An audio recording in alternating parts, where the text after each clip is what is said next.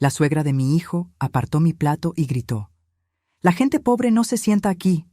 Solo sonreí, tomé mi bolso y salí del restaurante sin mirar atrás. Hice una sola llamada desde afuera. 10 minutos después, el gerente fue a su mesa. Y lo que dijo la hizo temblar de miedo. Pero déjenme retroceder. Porque para entender por qué esa mujer terminó temblando frente a todo el restaurante Bellavista, primero tienen que conocer quién soy realmente, no la mujer que ellos creían conocer. No la suegra pobre a la que despreciaban, sino la persona que me convertí en silencio, mientras todos miraban hacia otro lado. Mi nombre es Soledad Rentería. Mis amigas me llaman Sol, y tengo 68 años que llevo con orgullo. Vivo en un departamento de 2 habitaciones en la colonia Narvarte, Ciudad de México. Las paredes tienen grietas que nunca arreglé. El piso de mosaico cruje en las noches, y desde mi ventana veo la calle donde cada mañana Don Chuy vende tamales con su carrito oxidado. Para cualquiera que entre aquí, soy una viuda común. Una mujer que sobrevive con la pensión de su esposo fallecido. Que compra en el mercado de la esquina, que regatea los jitomates, que guarda los frascos de vidrio porque nunca se sabe cuándo hacen falta. Uso blusas de algodón que compré hace 10 años. Mis zapatos tienen la suela gastada pero bien cuidada. No hay lujos visibles. No hay alardes. Y eso es exactamente lo que quiero que vean. Porque la verdad es muy distinta. Heredé de mi esposo Héctor algo que nadie imaginaba. Cuando murió hace 12 años, todos asumieron que me dejó apenas lo suficiente para sobrevivir. Lo que no sabían es que Héctor y yo construimos, en absoluto silencio, una cadena de restaurantes. 12 establecimientos repartidos por toda la ciudad. Desde fondas discretas en Coyoacán hasta restaurantes elegantes en Polanco. Grupo Gastronómico Rentería, valuado en 45 millones de pesos. Y yo soy la única dueña. ¿Por qué nunca lo dije? Porque la muerte de Héctor me enseñó algo doloroso. Cuando la gente sabe que tienes dinero, cambia. Sus sonrisas se vuelven interesadas, sus abrazos calculados, sus palabras ensayadas. Vi cómo familiares lejanos aparecían de la nada pidiendo préstamos que jamás pensaban devolver. Vi cómo me miraban como si fuera un cajero automático con piernas. Entonces tomé una decisión. Guardé el secreto. Viví con sencillez. Dejé que el mundo me viera como una viuda humilde. Y observé quién me visitaba sin esperar nada a cambio. Quién me llamaba solo para preguntar cómo estaba mi día. Quién me amaba por ser Soledad, no por lo que Soledad podía darles. Mi único hijo, Rodrigo, tampoco sabe la verdad completa. Tiene 35 años, es arquitecto, un hombre honesto que trabaja duro. Le enseñé a valorar el esfuerzo, no la herencia. Sabe que su padre le dejó algo, pero cree que apenas alcanza para mi vejez tranquila. Y yo preferí que así fuera. Quería que construyera su vida con sus propias manos, no esperando a que su madre muriera para vivir de rentas. Rodrigo siempre fue buen hijo. Me visitaba cada domingo, me traía pan dulce de la panadería que me gusta, se sentaba conmigo a tomar café de olla mientras me contaba de sus proyectos. Lo crié solo después de que Héctor murió. Fueron años difíciles, pero hermosos. Pensé que lo había educado bien, hasta que conoció a Camila. Al principio, parecía encantadora. Sonrisa amplia, voz dulce, modales impecables. Rodrigo estaba enamorado, y yo quería verlo feliz. Entonces me guardé mis primeras impresiones. Ese brillo en sus ojos cuando medía mi departamento con la mirada. Esa forma de tocar mis muebles como si fueran contagiosos. Ese comentario sobre mi blusa. «Ay, suegra, ¿todavía usas ropa de los 90s? ¡Qué tierno!». Me mordí la lengua. Por mi hijo, siempre por mi hijo. Se casaron hace 3 años. La boda fue en un jardín elegante en las afueras de la ciudad. Camila insistió en que yo no necesitaba ayudar con los gastos. con ese tono que dejaba claro que de todas formas mi ayuda sería insignificante. Durante la ceremonia, intentó colocarme en las filas traseras para las fotos familiares. Es que desentonas con el color de las damas de honor, suegra. Mejor te quedas aquí atrás, ¿sí? Rodrigo no dijo nada. Solo me apretó la mano y susurró: «Mamá, es su día. Dejémosla feliz». Y yo dejé. Porque el amor de madre no tiene condiciones, o eso creía entonces. Pero las cosas empeoraron. Los domingos familiares empezaron a cancelarse. «Ay, suegra, es que tenemos planes». Las llamadas se hicieron más escasas. «Rodrigo está muy ocupado. ¿Le digo que te marque después?». Y cuando yo llamaba, escuchaba a Camila al fondo: «Otra vez tu mamá. Dile que estás en una junta». Me tragué la tristeza. La disolví en mi café matutino. La escondí detrás de mi sonrisa cuando finalmente los veía. No quería ser la suegra conflictiva, la que causaba problemas, la que exageraba. Pero entonces conocí a Estela Vega de Montalvo, la madre de Camila, y ahí entendí de dónde salía todo. ¿Qué pasó cuando esa mujer entró en mi vida? ¿Qué palabras salieron de su boca la primera vez que nos vimos? Eso lo descubrirán en un momento. Debería haberlo visto desde el principio. Las señales estaban ahí, brillantes como luces de neón en la oscuridad. Pero el amor de madre es ciego. O peor aún, elige no ver. El día de la boda, llegué temprano al jardín. Llevaba un traje sastre color vino que había mandado hacer especialmente para la ocasión. Nada ostentoso, pero digno, elegante. Me sentía bien, incluso ilusionada. Iba a ver a mi único hijo casarse con la mujer que amaba. ¿Qué más podía pedir? Camila apareció envuelta en tul y encaje, radiante como toda novia debe estar. Pero cuando me vio, su sonrisa perfecta tembló apenas un segundo. Sus ojos me recorrieron de arriba a abajo y supe que había reprobado algún examen invisible. «Suegra», me dijo, acercándose con pasos estudiados, «qué interesante tu conjunto». Interesante, esa palabra que la gente usa cuando no puede decir lo que realmente piensa. «Gracias, hija», respondí, intentando abrazarla. Pero ella se apartó ligeramente, tocando apenas mi hombro. «Cuidado con el maquillaje. Todavía no está fijado». La fotógrafa empezó a organizar a la familia para las fotos. Camila se colocó al centro, rodeada de sus padres, sus hermanas, sus primas. Un ejército de gente hermosa con vestidos coordinados en tonos pastel. Yo quedé a un lado, esperando mi turno.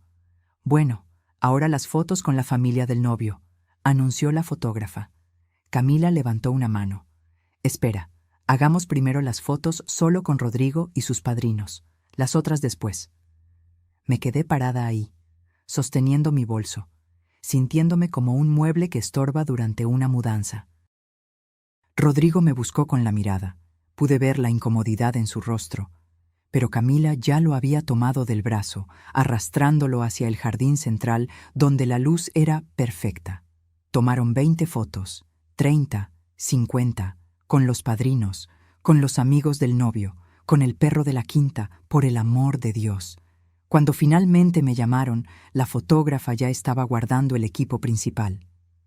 «Solo unas rápidas con el celular», dijo Camila con esa voz dulce que ya empezaba a sonarme falsa. «Es que se nos hizo tarde y los invitados ya están llegando. 3 fotos». Me tomaron 3 fotos con mi hijo el día de su boda, pero me lo tragué. Sonreí. Aplaudí cuando dijeron, «Sí, acepto». Lloré cuando se besaron, porque a pesar de todo, mi hijo se veía feliz, y su felicidad era lo único que me importaba. ¿O no? Los primeros meses fueron una ilusión casi perfecta. Rodrigo me visitaba, aunque menos. Me llamaba, aunque más breve. «Tengo que colgar, mamá. Camila me está esperando para cenar». Siempre Camila esperando. Siempre Camila necesitando. Siempre Camila primero. Empecé a notar cosas pequeñas. Cuando yo hablaba, Camila revisaba su teléfono. Cuando yo contaba alguna anécdota, ella bostezaba sin taparse la boca. Cuando yo llevaba comida que había preparado para ellos, la dejaba en el refrigerador hasta que se echaba a perder. «Ay, suegra, es que estamos a dieta, pero gracias». Los domingos, nuestra tradición sagrada desde que Rodrigo era niño, comenzaron a desaparecer. Primero fue: «Mamá, este domingo no podemos. Camila tiene una reunión familiar». Luego: «Es que nos invitaron a un brunch con sus amigas». Después: «Mejor otro día, ¿sí? Es que queremos descansar». Pasaron de cada domingo a 2 veces al mes. Luego, a 1 vez al mes. Y finalmente, a te avisamos cuando podamos. Una tarde, decidí pasar sin avisar. Llevaba el mole que tanto le gustaba a Rodrigo, ese que me tomaba horas hacer, con el chocolate que compraba en el mercado de Coyoacán. Toqué el timbre de su departamento en la colonia Roma. Rodrigo abrió la puerta en pants, sorprendido. «¿Mamá? No sabía que venías». «Quería darles una sorpresa», dije, levantando el recipiente. «Hice tu mole favorito». Detrás de él, Camila apareció envuelta en una bata de seda. Me miró como si hubiera interrumpido algo sagrado. «Suegra, qué inesperado». «Puedo dejar esto e irme», ofrecí, sintiéndome de pronto intrusa en la vida de mi propio hijo. «No, mamá, pasa», dijo Rodrigo, pero Camila ya tenía esa expresión, esa que yo empezaba a reconocer. «Es que tenemos planes, amor», le dijo a Rodrigo, ignorándome completamente. «¿Recuerdas? Quedamos de ir al cine con Daniela y su esposo». Rodrigo parpadeó, confundido. «¿Hoy? Pensé que era mañana». «No, cariño, es hoy, a las 6, y ya son las 5». Mentía. Lo supe por cómo evitó mi mirada. Lo supe por cómo sus dedos tamborileaban nerviosos en el marco de la puerta. Estaba inventando una excusa para que yo me fuera. Me quedé 15 minutos, suficientes para dejar el mole, tomar un vaso de agua que nadie me ofreció y escuchar a Camila hablar por teléfono en voz alta. «Sí, ya sé que llegamos tarde. Es que llegó una visita inesperada». Cada palabra cargada de molestia. Cuando salí de ese departamento, con mi bolso vacío y mi corazón pesado, lloré en el elevador. Lloré en el metro. Lloré en mi casa, sentada en mi sillón gastado, preguntándome en qué momento me había convertido en una visita inesperada en la vida de mi hijo. Pero lo peor vino después. Una tarde, fui al súper cerca de su casa. Necesitaba comprar algunas cosas y aproveché para pasar por el barrio, con la esperanza secreta de encontrármelos, de tener una de esas casualidades que te permiten compartir un café sin que parezca que estás mendigando atención. Estaba en el pasillo de los lácteos cuando la escuché. La voz de Camila, inconfundible. Me asomé apenas, escondiéndome detrás de una promoción de yogures. Ella estaba con 2 amigas, empujando su carrito, riéndose. «No sabes lo insoportable que es», decía Camila. «Aparece sin avisar, como si nuestra casa fuera hotel de paso. Trae comida que nadie le pidió. Se queda parada ahí esperando a que la invitemos a comer». Una de sus amigas rió. «Ay, todas las suegras son iguales. Creen que porque parieron al hijo, tienen derechos eternos». «Lo peor es que Rodrigo no entiende», continuó Camila. «Le digo que ponga límites, pero es tan blando con ella. Dice que está sola, que perdió a su esposo, y yo le digo, pues que busque amigas, que se meta a un club, a la iglesia, lo que sea, pero que no nos haga su vida entera. Es sofocante, sofocante». Esa palabra se me clavó en el pecho como un clavo oxidado. Salí de ese súper sin comprar nada. Caminé por la calle sin rumbo. Llegué a un parque y me senté en una banca, viendo a las palomas pelear por migajas de pan. ¿Sofocante? Yo, que me había sacrificado para darle la mejor educación a mi hijo, que había trabajado junto a mi esposo sin descanso para construir un futuro, que ahora vivía en silencio, esperando apenas unas migajas de su tiempo. ¿Yo era sofocante? Esa noche, Rodrigo me llamó. Mamá, ¿estás bien? Te llamé 3 veces. Estoy bien, hijo, solo cansada. ¿Quieres que vaya a verte? Quise gritar que sí. Que por favor viniera, que necesitaba abrazarlo y sentir que todavía era su mamá, no una carga. Pero entonces escuché la voz de Camila al fondo. Rodrigo, la cena se va a enfriar. No, hijo, descansa, nos vemos otro día. Colgué antes de que pudiera responder. Me quedé sentada en mi cocina, con las luces apagadas, sintiendo cómo el silencio me devoraba. Afuera, escuchaba el ruido de la ciudad. Dentro, solo había vacío. Pero todavía no sabía que esto era apenas el principio. Porque 6 meses después de esa conversación en el súper, conocería a la persona que haría que los desprecios de Camila parecieran caricias. La mujer que me enseñaría el verdadero significado de la humillación. La madre de Camila, Estela Vega de Montalvo. Y cuando esa mujer entró en mi vida, todo, absolutamente todo, empeoró de formas que jamás imaginé posibles. Camila había mencionado a su madre incontables veces. Mi mamá piensa que... Mi mamá siempre ha sido muy exigente con la calidad, como si cada opinión de esa mujer fuera mandamiento divino. Pero tardó 6 meses en presentármela, y ahora entiendo por qué. Fue en el cumpleaños de Rodrigo. Camila organizó una cena íntima en su departamento. Cuando llegué, cargando el pastel de 3 leches que mi hijo amaba desde niño, ella me abrió la puerta con una sonrisa que no le llegaba a los ojos. Suegra, qué bueno que llegaste. Te presento a mi mamá. Y ahí estaba. Estela Vega de Montalvo no entró a una habitación, hizo una entrada, como si las paredes debieran inclinarse a su paso.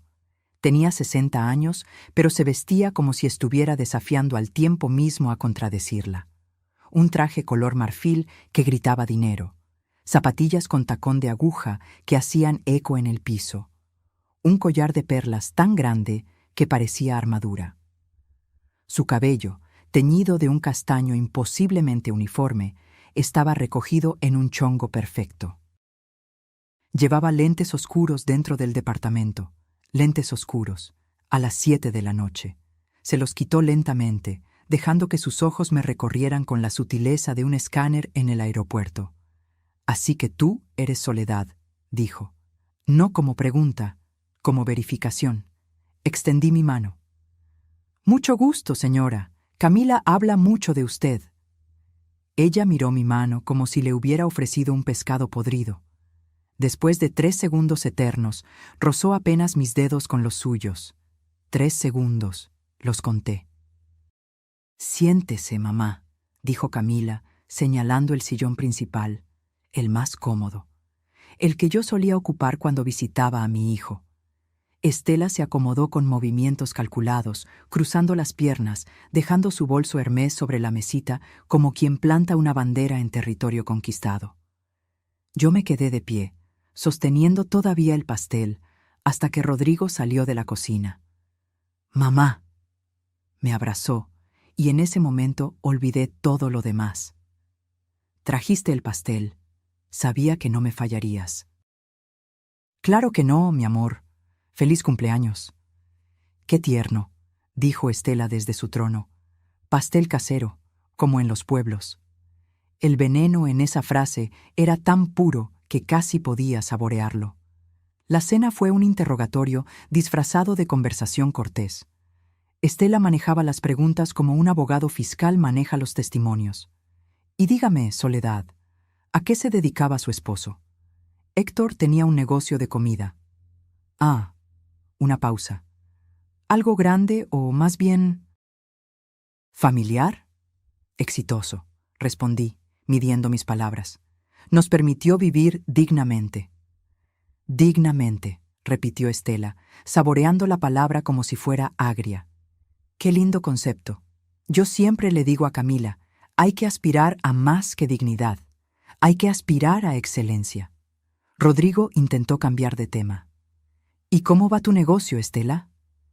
Ella se iluminó. Maravillosamente. Acabo de organizar la boda de la hija de los Cortázar. ¿Los conoces? dueños de aquellas torres en Santa Fe. 500 invitados, presupuesto de 2 millones de pesos, todo a mi cargo. Hablaba como si hubiera construido las pirámides de Egipto ella sola. Mi mamá es la organizadora de eventos más exclusiva de la zona, agregó Camila, con ese tono de admiración que jamás usaba conmigo. Lo que no dijeron es lo que yo descubriría después. Que Estela organizaba fiestas pequeñas para conocidos, eventos modestos que ella inflaba con palabras pomposas.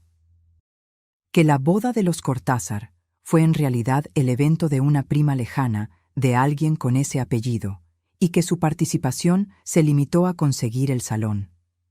Que su negocio exclusivo operaba desde la sala de su casa, sin oficina, sin empleados, sin nada más que una agenda de contactos y mucha fachada. Pero esa noche, sentada en el departamento de mi hijo, yo no sabía nada de eso. Solo veía a una mujer que me miraba como se mira a un insecto en la suela del zapato. Después de la cena, mientras Rodrigo cortaba el pastel, Estela se acercó a mí en la cocina. Yo estaba lavando algunos platos, porque mis manos necesitan mantenerse ocupadas cuando estoy nerviosa. «Déjeme preguntarle algo, Soledad», dijo, recargándose en la barra con esa postura de quien está a punto de soltar una bomba. «¿Y usted de qué vive ahora? Porque entiendo que su esposo falleció hace años». «De mis propios recursos, señora Estela». «¿Recursos?». Su ceja se arqueó. «¿Qué tipo de recursos?». «Los suficientes para mi vida». «Ya veo».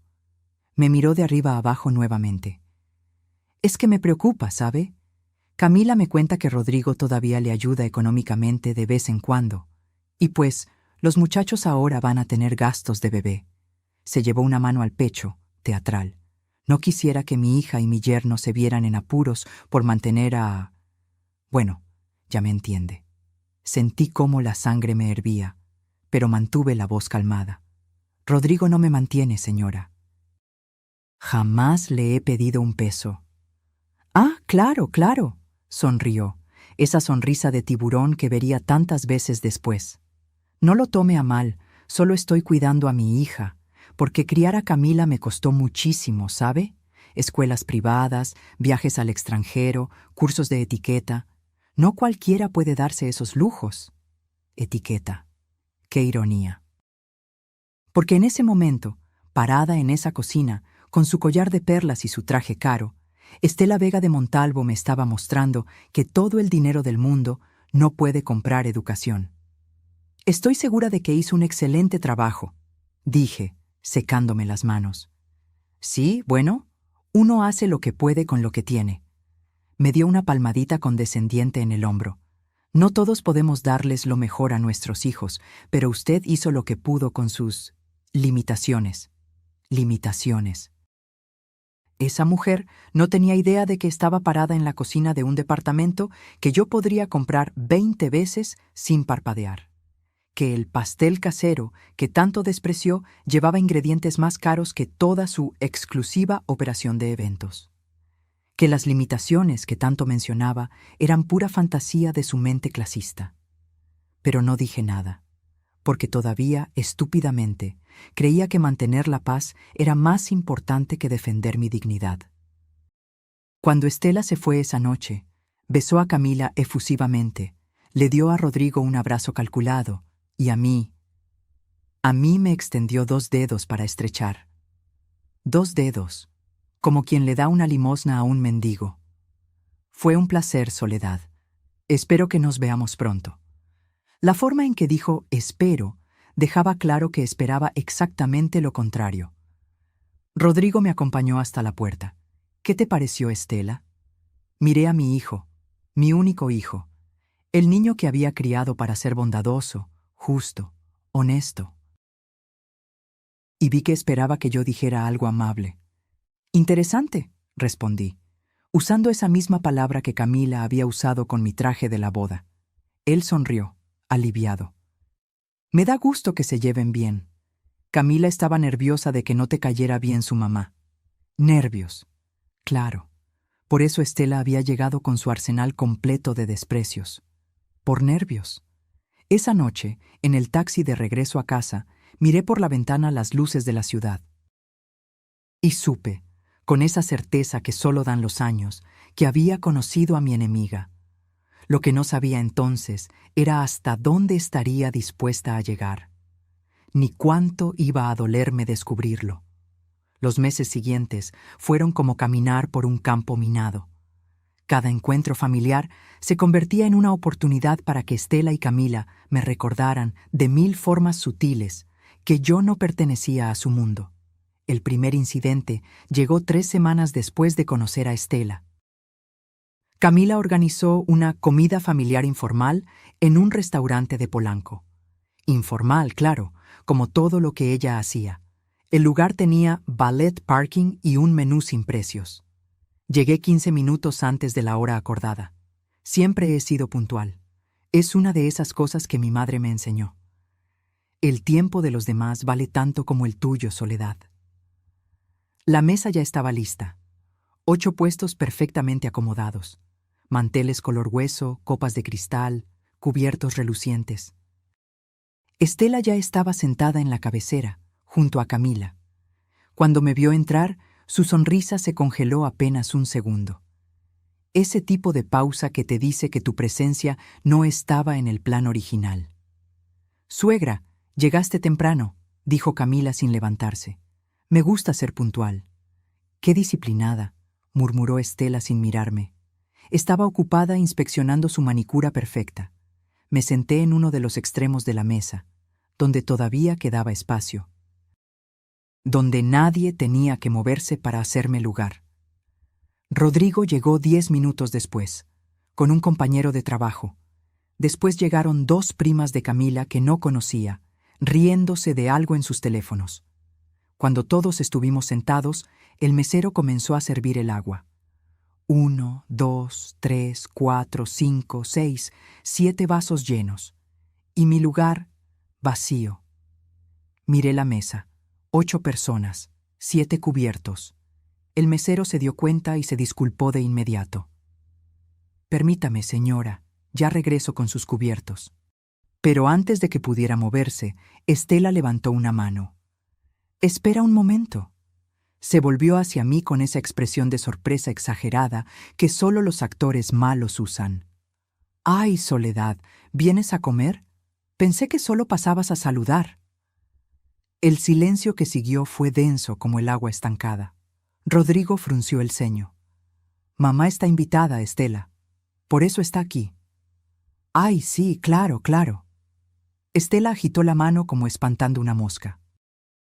«Es que Camila me dijo que tal vez no podías venir, Soledad, que tenías cosas que hacer. Por eso no pedimos cubierto para ti. Pero bueno, ya que estás aquí...» Se volvió al mesero. «Tráele lo necesario, aunque no sé si habrá suficiente comida. Pedimos para 7». «No hay problema», intervino el mesero, profesional. «Traigo los cubiertos de inmediato». Pero el daño ya estaba hecho. Las primas de Camila intercambiaron miradas. El compañero de Rodrigo se concentró intensamente en su servilleta.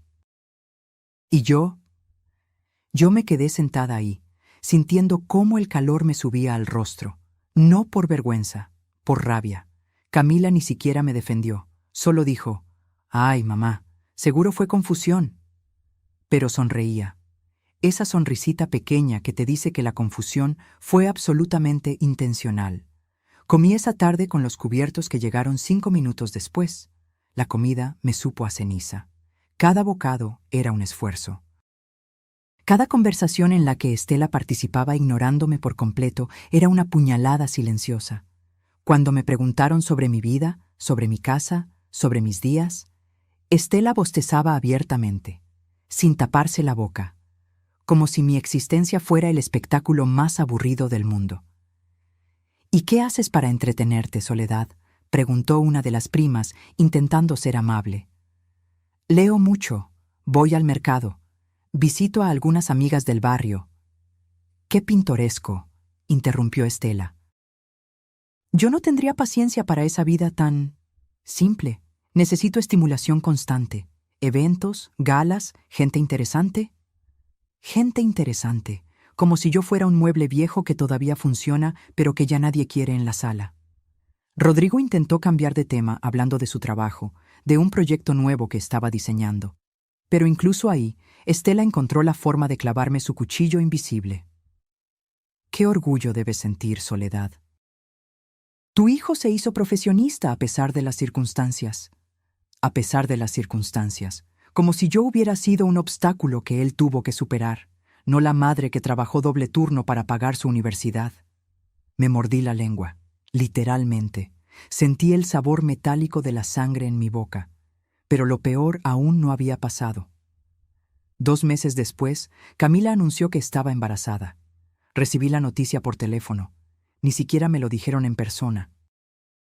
Rodrigo llamó una tarde, emocionado, y yo lloré de felicidad. Iba a ser abuela. Después de tantos años, después de tanta soledad, tendría a una personita nueva que amar. Mamá va a organizar el baby shower, me dijo Rodrigo. Va a ser algo grande. Estela está súper emocionada. Estela. Claro.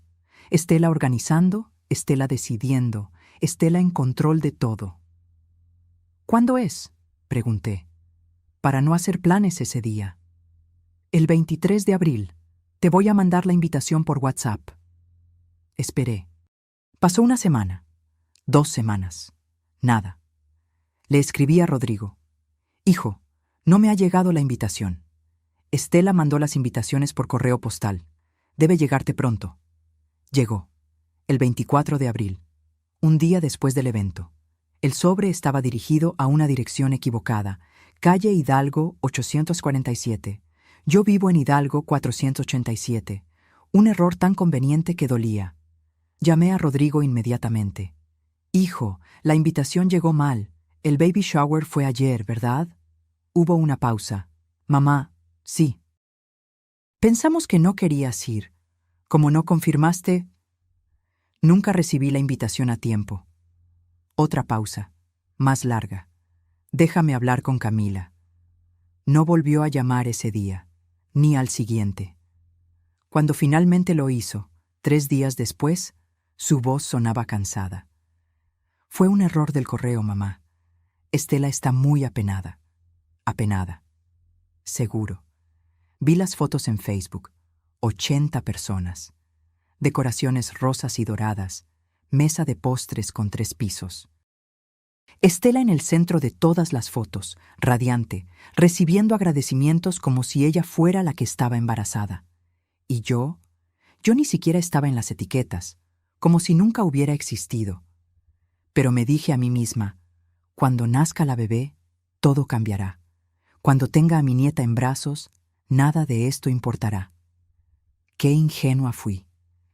El 14 de septiembre, a las 3:42 de la madrugada, nació Emilia, mi nieta. 5 kilos de perfección envuelta en una mantilla rosa. Rodrigo me llamó llorando de felicidad.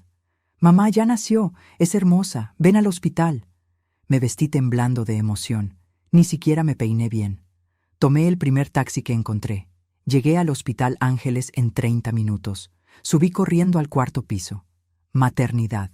Habitación 412. Cuando llegué a la puerta, Estela estaba ahí, parada, bloqueando la entrada. Soledad. No me saludó, solo dijo mi nombre, como quien identifica un paquete. Vengo a conocer a mi nieta. Las visitas son solo para familia cercana. Cruzó los brazos. Camila acaba de pasar por una cesárea. Necesita tranquilidad. Mucha gente la estresa. Soy la abuela. Soy familia. Familia cercana, repitió. Cada palabra una piedra. Puedes ver a la bebé otro día, cuando Camila esté más recuperada, cuando haya menos gente. Miré por encima de su hombro. Dentro de la habitación había al menos 10 personas. Las hermanas de Camila, sus primas, su padre, su tía. Todos sosteniendo a Emilia, pasándosela de brazo en brazo, tomándose selfies. Estela. Mi voz se quebró. Por favor. Lo siento. No sonaba para nada arrepentida. Órdenes de Camila. Ella no quiere visitas adicionales hoy. Rodrigo apareció en la puerta en ese momento. Cuando me vio, Su rostro se iluminó.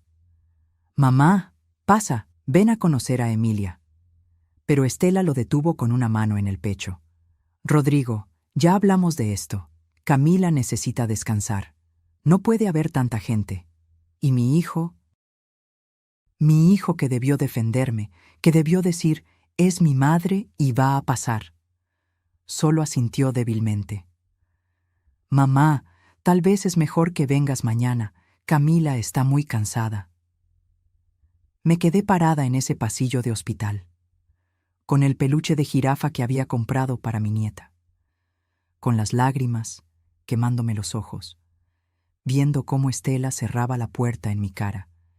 Y en ese momento, algo dentro de mí se rompió. Pero todavía no sabía cuánto más podía romperse. Durante 3 meses después del nacimiento de Emilia, vivía en un limbo extraño.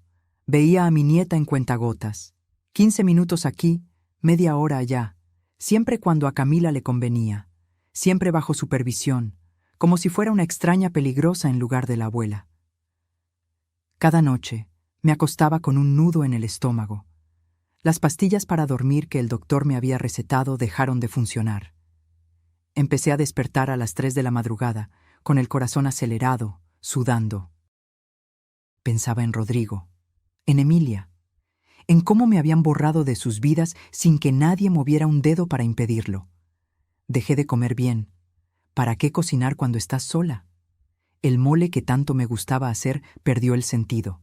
Las tortillas hechas a mano se quedaban guardadas en el refrigerador hasta que se ponían duras. Tomaba café negro en las mañanas y a veces eso era todo hasta la noche. El estrés tiene formas silenciosas de cobrarse la cuenta. Una tarde de diciembre, estaba doblando ropa en mi recámara. Acababa de lavar las sábanas y el olor a suavizante llenaba el departamento. Afuera, escuchaba a los niños del edificio jugar en el patio. Voces alegres, risas. De pronto, el cuarto empezó a girar. Las paredes se movieron como si estuvieran hechas de agua.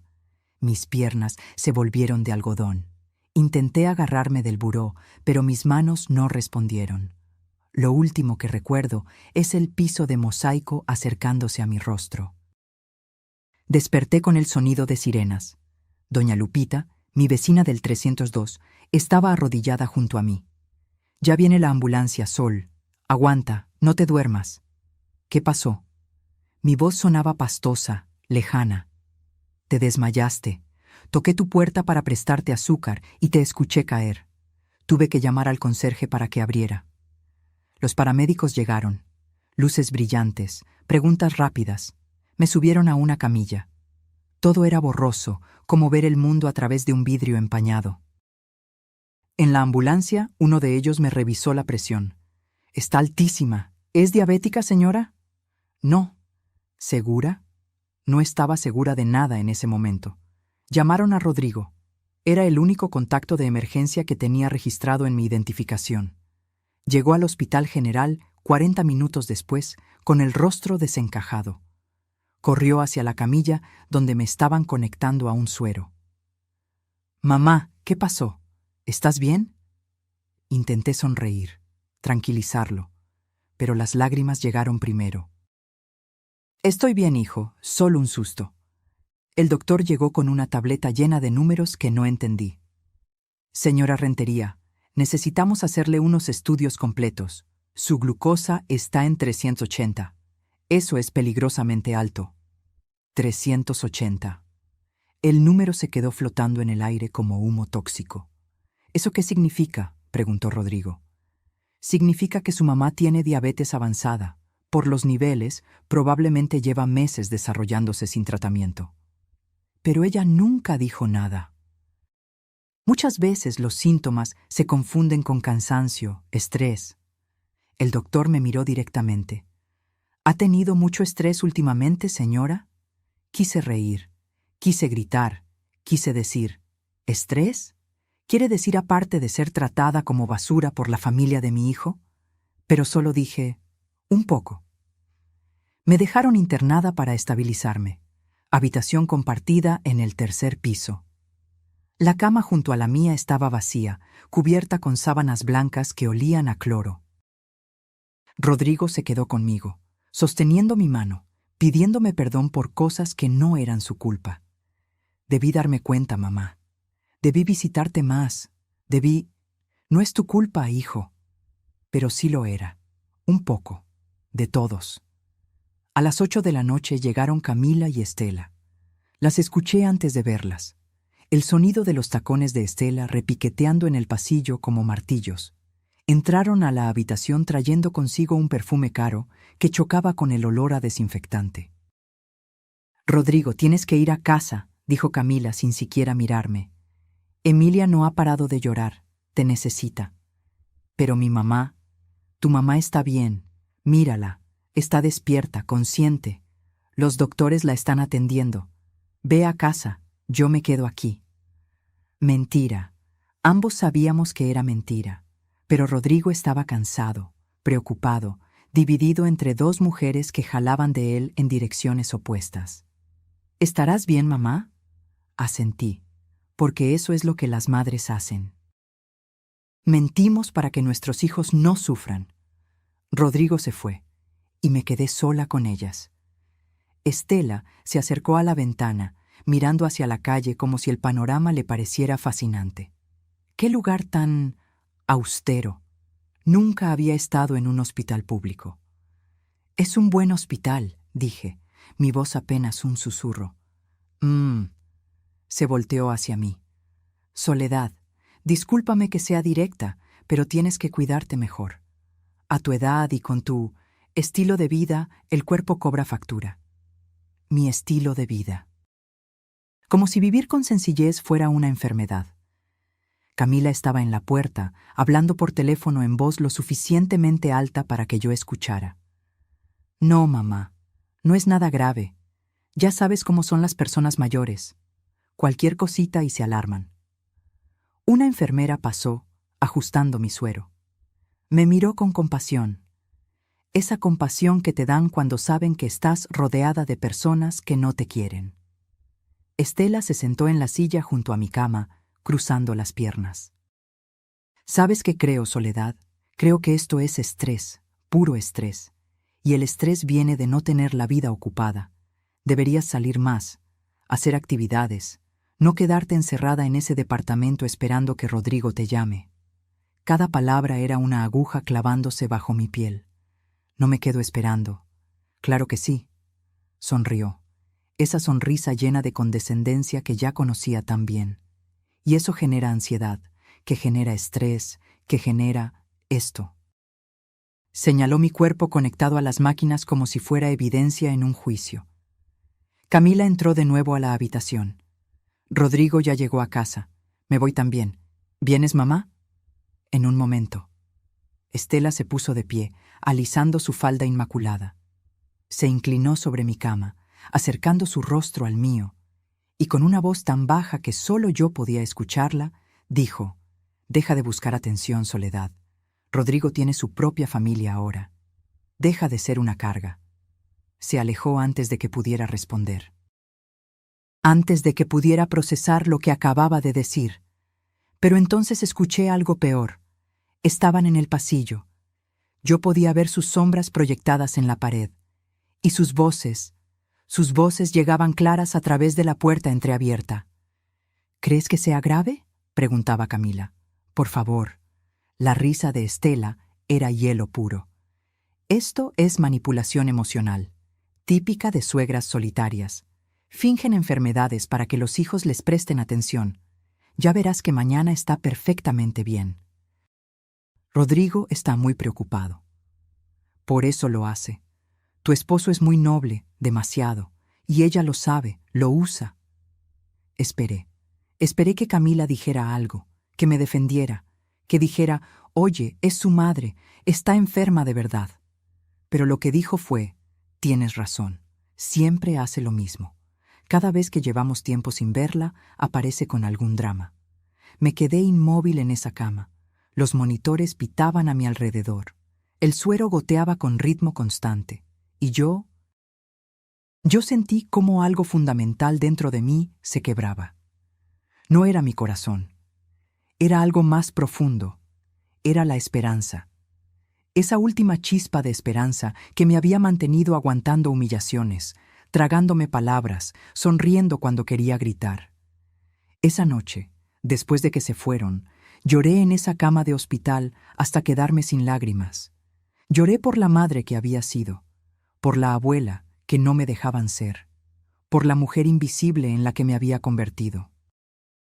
Y por primera vez en mi vida me pregunté si había fallado, si había fracasado como madre al criar a un hijo que no podía defenderme, si había sido tan insignificante que merecía este trato, si todo este dolor era culpa mía por ser, ¿qué? ¿Pobre? ¿Sencilla? ¿Vieja? La enfermera del turno nocturno me encontró llorando a las 3 de la mañana. ¿Le duele algo, señora? ¿Llamo al doctor? No, susurré. No me duele el cuerpo. Ella entendió. Me apretó la mano y no dijo nada más. A veces el silencio es la única medicina para ciertos dolores. Pero lo que ellas no sabían, lo que ninguna de ellas podría imaginar, era que esa noche en el hospital no me había roto.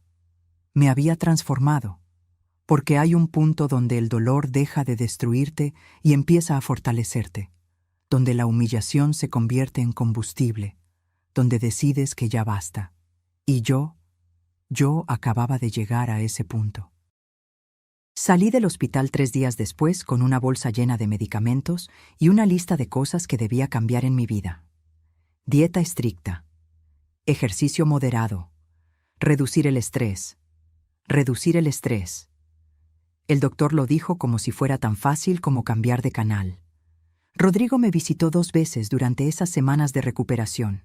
Camila nunca vino, Estela tampoco, pero enviaron flores. Un arreglo pequeño con una tarjeta que decía «Pronta recuperación, familia Vega». Ni siquiera se molestaron en escribir mi nombre. Las puse en la basura. Pasaron 2 semanas cuando Rodrigo me llamó con una propuesta. «Mamá, quiero que almorcemos juntos, los 4, tú, yo, Camila y Estela, como familia».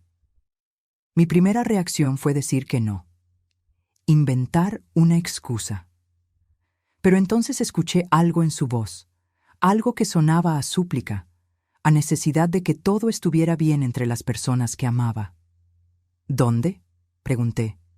En el restaurante Bellavista, en Polanco. El sábado a las 2. Bellavista. Uno de los restaurantes de mi cadena, uno de los más elegantes, con manteles de lino importado y cubiertos de plata antigua, con un chef que había ganado premios internacionales, con una lista de espera de 2 meses para conseguir mesa. Una mesa que yo podía conseguir con una llamada. El sábado me vestí con cuidado, nada ostentoso. Una blusa de algodón color marfil que me había regalado una amiga. Pantalones café que usaba para salir al mercado. Zapatos cómodos. Mi bolso de piel gastado, el que había sido de mi madre, con esa mancha de tinta que nunca pude quitar, pero que me recordaba su letra en las cartas que me escribía. Me miré al espejo.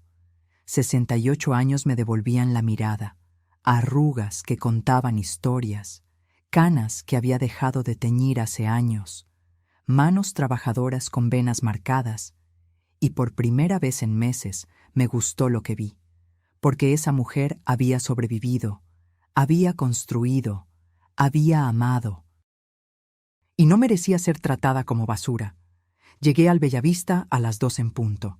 El valet se ofreció a estacionar un auto que no existía. «Vine en Uber», le dije. Me miró de arriba abajo con esa expresión que ya conocía. La que dice, «¿Qué hace esta señora aquí?». Adentro, el restaurante era exactamente como lo recordaba. Paredes color crema, lámparas de cristal que lanzaban pequeños arcoíris por todas partes, el murmullo elegante de conversaciones en voz baja, el tintineo de copas. Leonardo Campos, mi gerente general, estaba en la barra revisando algo en su tablet. Me vio y sus ojos se iluminaron. Comenzó a acercarse, pero le hice una señal discreta con la cabeza. Todavía no. Rodrigo ya estaba en la mesa. Mesa número 12. La que está junto a la ventana con vista al jardín interior. Se levantó cuando me vio sonriendo. «Mamá, te ves bien». «Gracias, hijo». Estela y Camila llegaron 15 minutos tarde, porque las personas importantes siempre llegan tarde. Es parte del show. Estela traía un vestido color champán que probablemente costó más de lo que ella ganaba en 3 meses. Camila llevaba un conjunto negro con tacones tan altos que caminaba como Bambi recién nacido. Ambas con lentes oscuros que no se quitaron hasta que se sentaron. «Soledad», dijo Estela a modo de saludo. Ni siquiera un «buenas tardes», solo mi nombre, como quien identifica un paquete. Nos sentamos. El mesero trajo la carta. Precios que hacían que Estela levantara las cejas, impresionada. «¿Qué lugar tan exclusivo, Rodrigo? ¿Cómo conseguiste mesa aquí?» «Tengo mis contactos», dijo él, guiñándome un ojo. «Contactos. Si supiera. Ordenamos». Estela pidió el corte de carne más caro. Camila ordenó ensalada porque estaba cuidando la figura post-embarazo. Rodrigo pidió pasta. Yo pedí el salmón al horno con verduras asadas. La comida llegó en esos platos blancos enormes, donde la presentación vale más que el hambre. Todo perfecto, todo calculado. Como siempre había instruido a mis chefs, estábamos a mitad de la comida cuando sucedió. Estela tomó su copa de vino y me miró por encima del borde. «Soledad, tengo curiosidad. ¿Cómo pagas comidas en lugares así? Porque esto debe costar... ¿Cuánto? ¿1,000 pesos por persona? 2,300 para ser exactos». Lo sabía porque yo había diseñado el menú con el chef. «Me las arreglo», respondí. «Ya, pero en serio, con tu pensión». Dejó la frase colgando, esperando que yo me sintiera obligada a explicar mi vida financiera. No lo hice. Eso la irritó. Vi cómo apretaba la mandíbula, cómo sus dedos tamborileaban en el mantel, y entonces lo hizo. Extendió su mano, tomó mi plato, lo apartó bruscamente hacia el centro de la mesa, haciendo que el tenedor cayera con un ruido metálico que hizo que las mesas cercanas voltearan. «La gente pobre no se sienta aquí». Su voz atravesó el restaurante como un cuchillo. «Este es un lugar para personas de clase. Personas que entienden lo que significa la elegancia, no para...». Me miró de arriba abajo. «No para gente que viene del mercado». El silencio que siguió fue absoluto. Todos en el restaurante nos miraban. El mesero se quedó congelado a mitad de servir vino en otra mesa. El sommelier dejó de respirar. Hasta la música de fondo pareció detenerse. Camila se rió. Una risa nerviosa, pero risa al fin.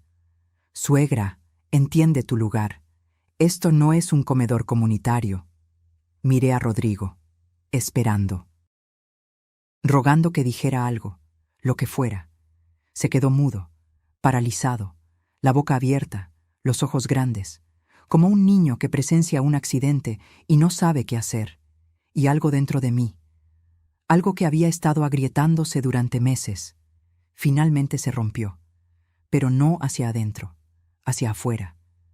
Me puse de pie, lentamente, con la dignidad de quien ha vivido demasiado como para que le roben lo último que le queda. Respiré profundo. El aire olía a comida cara y perfume más caro aún. «Tienen razón», dije. Mi voz tranquila, firme, sin temblor. «Hay lugares donde no pertenezco». Tomé mi bolso, ese bolso gastado que tanto despreciaban, pero no porque sea pobre. Las miré directamente a los ojos, primero a Estela, luego a Camila, sino porque tengo dignidad, algo que ustedes no podrían comprar ni con todo el dinero del mundo. Caminé hacia la salida, cabeza en alto, espalda recta, pasos firmes. Escuché a Rodrigo levantarse. «Mamá, espera». Pero no me detuve. Salí del restaurante. El aire fresco de la tarde me golpeó el rostro.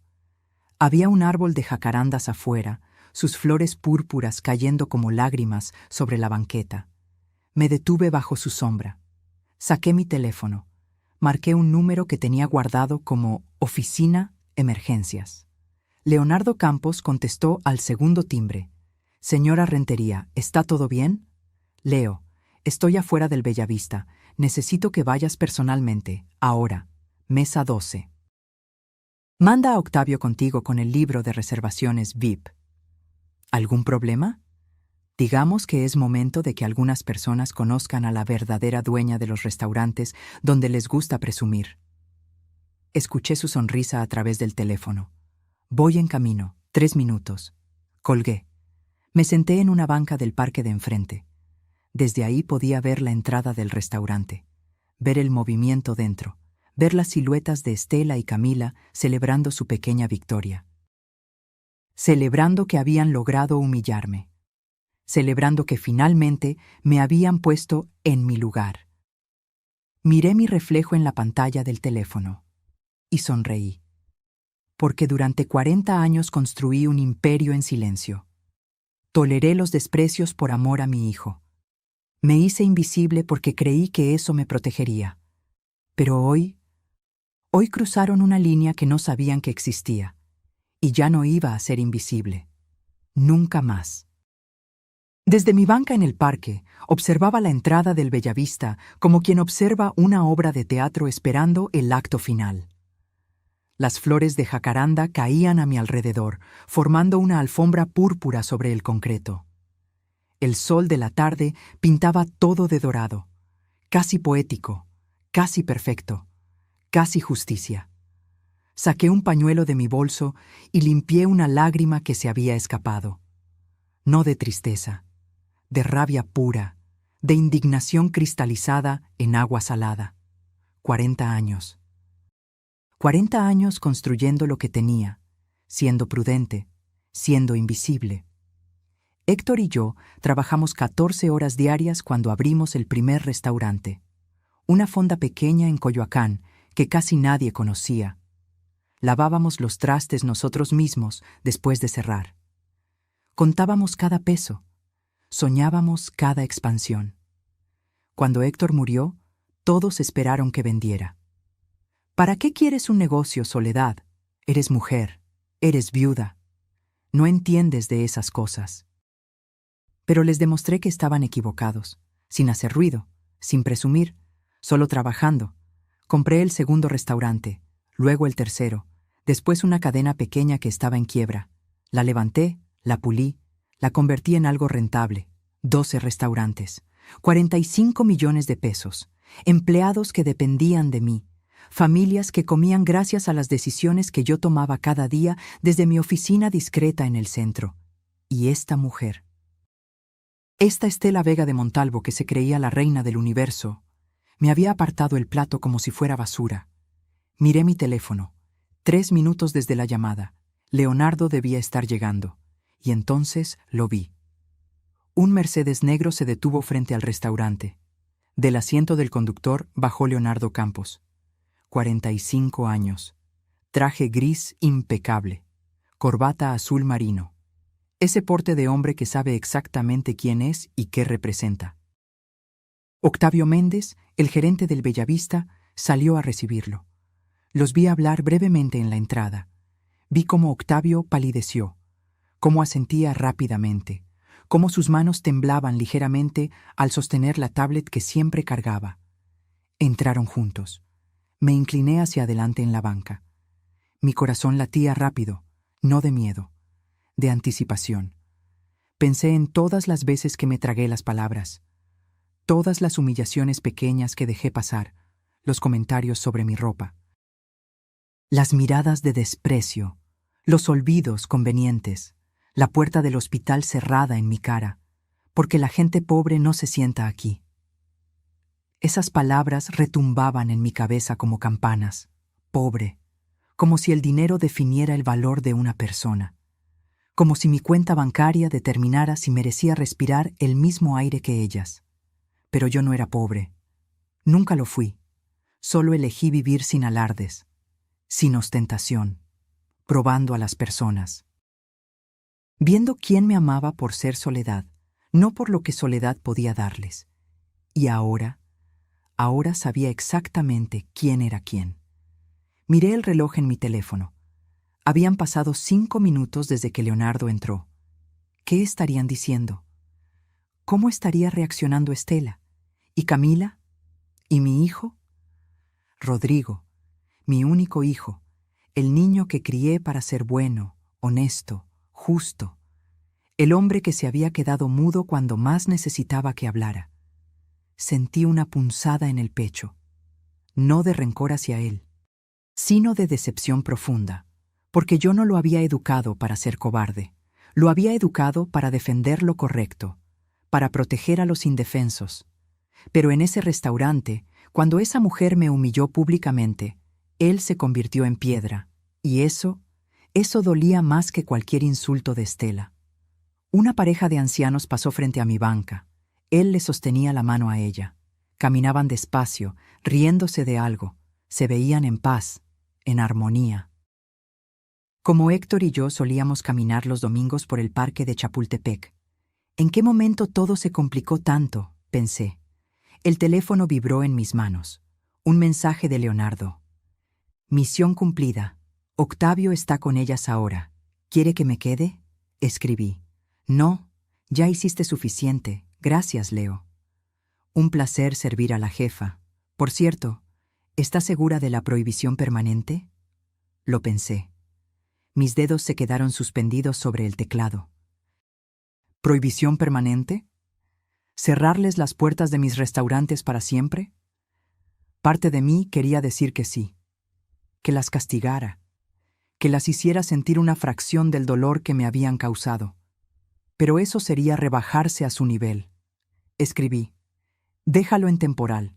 6 meses. Si aprenden algo de esto, tal vez merezcan otra oportunidad. Tal vez. Probablemente no, pero no iba a convertirme en lo que ellas eran. Guardé el teléfono, cerré los ojos.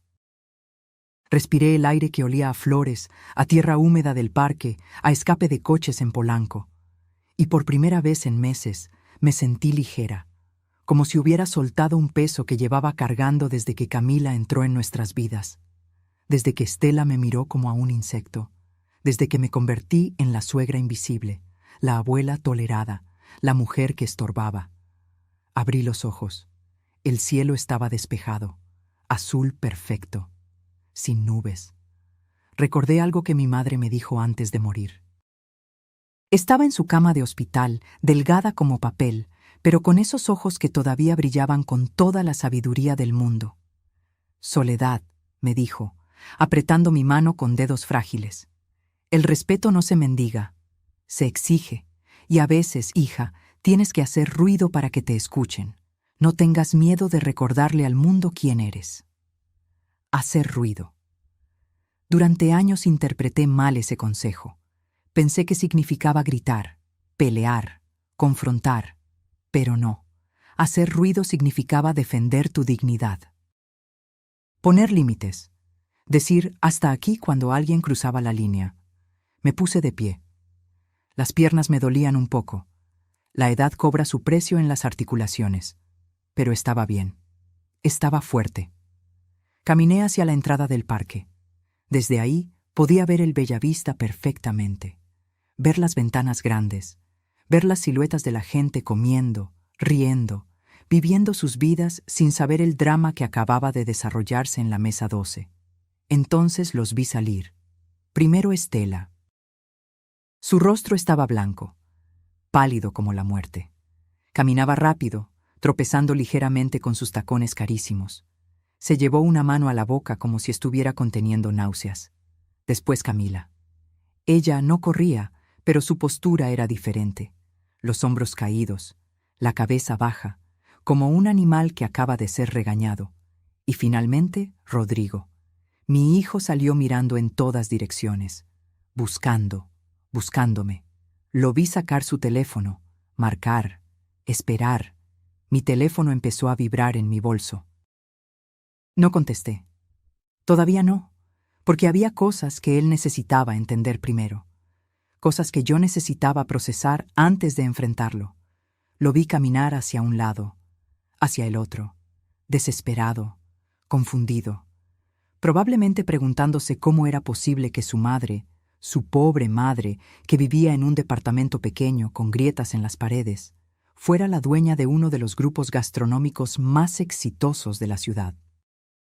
¿Cómo era posible que la mujer a la que acababan de humillar tuviera el poder de prohibirles la entrada a 12 de los mejores restaurantes de México?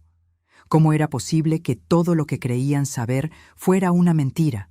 No toda mentira. Omisión. Hay diferencia. Me senté de nuevo en la banca. Iba a esperar, dejar que procesaran, dejar que sintieran aunque fuera una pizca de la incomodidad que yo había sentido durante años. Después hablaríamos, pero sería bajo mis términos. Por primera vez en mucho tiempo, bajo mis términos. 10 minutos antes, dentro del Bellavista, la mesa 12 era una escena de celebración silenciosa. Estela había terminado su vino. Camila revisaba su teléfono sonriendo. Y Rodrigo miraba hacia la puerta por donde yo había salido con una expresión que no podía descifrar. «Bueno», dijo Estela, limpiándose delicadamente la comisura de los labios con la servilleta. Creo que finalmente entendió el mensaje.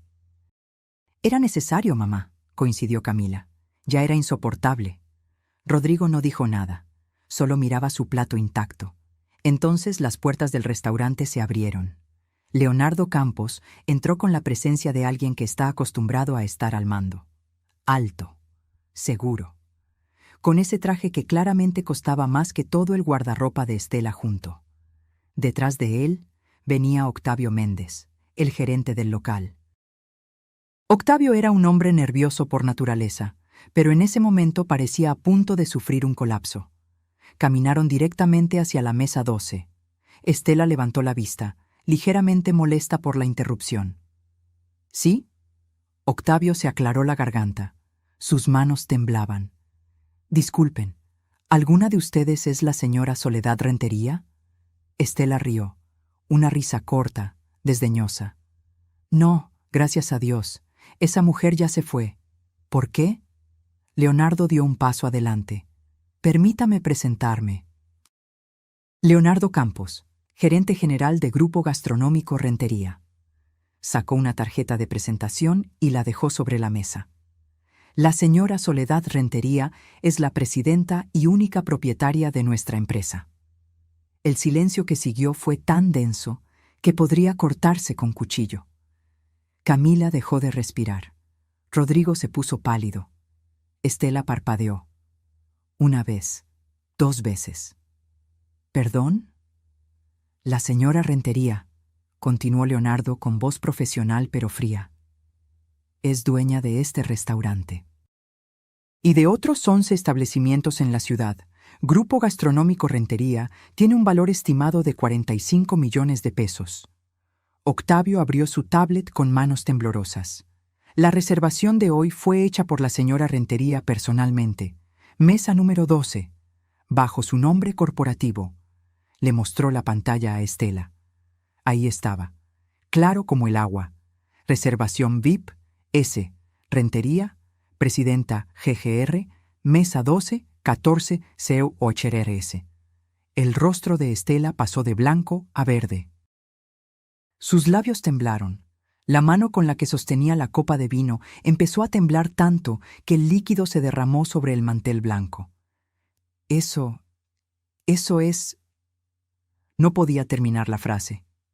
¿Imposible? Leonardo sonrió, pero no era una sonrisa amable. Le aseguro que es completamente real. La señora Rentería construyó este negocio junto a su esposo hace 40 años. Después de su fallecimiento, ella tomó el control total. Ha sido una líder excepcional. Discreta, pero excepcional. Camila había dejado caer su teléfono. Pero ella vive en Narvarte, en un departamento pequeño, compra en el mercado, su ropa. Es su decisión, interrumpió Leonardo. La señora Rentería prefiere vivir con sencillez. No es mi lugar juzgar las decisiones personales de mi jefa, pero sí es mi responsabilidad hacer cumplir sus instrucciones. La palabra jefa cayó como una bomba. Rodrigo finalmente encontró su voz. ¿Mi madre es la dueña de todo esto? Y mucho más, confirmó Octavio. El Bellavista es solo uno de nuestros establecimientos. Tenemos presencia en Polanco, Roma, Condesa, Coyoacán, San Ángel. Estela se puso de pie bruscamente. La silla cayó hacia atrás con un ruido que hizo que todas las mesas cercanas voltearan. Esto es ridículo. Esa mujer no puede ser. Ella es una... ¿Qué? Leonardo la miró directamente. ¿Una mujer humilde? ¿Una viuda que viste con sencillez? ¿Alguien a quien ustedes creyeron que podían menospreciar? El veneno en su tono era inconfundible. La señora Rentería, continuó, me instruyó que les informara lo siguiente. Ustedes ya no son bienvenidas en ninguna de nuestras propiedades, no en este restaurante, ni en los otros 11. La prohibición es efectiva inmediatamente y durará 6 meses. Después de ese tiempo, podrán solicitar que se levante la restricción. ¡No pueden hacer eso!, chilló Estela. Su voz había perdido toda la compostura elegante. Ahora sonaba aguda, desesperada. «¡Esto es discriminación! ¡Voy a demandar! ¡Conozco a abogados!». «Está en su derecho», respondió Leonardo sin inmutarse. «Pero les recuerdo que este es un negocio privado. La señora Rentería tiene todo el derecho de decidir a quién sirve, especialmente después de que ustedes la humillaron públicamente en su propio establecimiento». Camila comenzó a llorar. Lágrimas de pánico, no de tristeza. Yo no sabía. Si hubiera sabido... ¿Qué?, preguntó Octavio. ¿La habrían tratado mejor? ¿La habrían respetado? Qué interesante que el respeto solo llegue cuando hay dinero de por medio. Rodrigo se puso de pie. Su rostro era una mezcla de shock, vergüenza y algo que parecía horror. «Necesito hablar con mi madre. ¿Dónde está?» «Eso tendrá que preguntárselo usted», dijo Leonardo. «Mi trabajo era solo entregar el mensaje y asegurarme de que ustedes entendieran las consecuencias de sus acciones». Giró sobre sus talones y comenzó a alejarse. Octavio lo siguió, pero antes de irse se volteó hacia la mesa. «Les sugiero que se retiren. Su presencia está haciendo sentir incómodos a nuestros otros clientes». Y tenía razón. Toda la sección del restaurante los miraba, algunos con curiosidad, otros con desprecio evidente. Las mesas susurraban. Los meseros intercambiaban miradas. Estela intentó recomponerse. Levantó la barbilla. Trató de caminar con dignidad hacia la salida, pero sus piernas temblaban tanto que tropezó con sus propios tacones. Tuvo que sostenerse de una silla para no caer. Camila la siguió, con el rostro hundido en las manos, sollozando. ¿Y Rodrigo? Rodrigo caminó como zombi, como alguien que acaba de descubrir que toda su realidad era una mentira. Cuando llegaron a la entrada, el valet les devolvió las llaves del auto de Estela. Ella las tomó con manos temblorosas. Se subió al auto, encendió el motor, pero no se movió. Se quedó ahí sentada, aferrando el volante, con los ojos vidriosos mirando al vacío. Porque en ese momento, Estela Vega de Montalvo entendió algo fundamental. Todo su pequeño mundo de fachadas y presunciones acababa de colapsar. La mujer a la que había tratado como basura resultó ser alguien 1000 veces más poderosa que ella. Y lo peor era que esa mujer había tenido la oportunidad de humillarla desde el principio, pero eligió no hacerlo. Eligió darles oportunidades. Eligió ser amable. Eligió tolerar, hasta que ellas cruzaron la línea. Dentro del auto, Camila sollozaba. «Mamá, ¿qué vamos a hacer? Rodrigo va a divorciarse de mí, lo sé. Sé cómo miró a su mamá cuando salió del restaurante». Estela no respondió. No podía, porque por primera vez en su vida no tenía respuestas, no tenía excusas. No tenía a quién culpar excepto a sí misma, y ese era el peor castigo de todos. Rodrigo me encontró 40 minutos después. Yo seguía en el parque, sentada bajo el árbol de jacarandas. Había comprado un elote de un vendedor ambulante y lo comía despacio, saboreando cada grano. El señor que lo vendía me había dado extra chile y limón sin que yo pidiera. «Pa' que sepa más rico, ceñito», me dijo con una sonrisa sin dientes. Vi a Rodrigo cruzar la calle casi corriendo.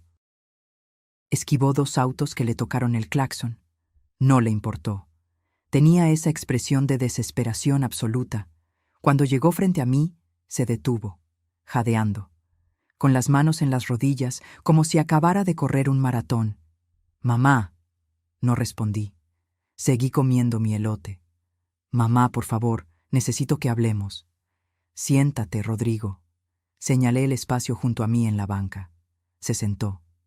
Y entonces vi algo que no había visto en años: a mi hijo llorar. No lágrimas silenciosas, llanto completo. Sollozos que le sacudían los hombros, la cara roja, los ojos hinchados. «¿Por qué nunca me dijiste?» Su voz se quebraba con cada palabra.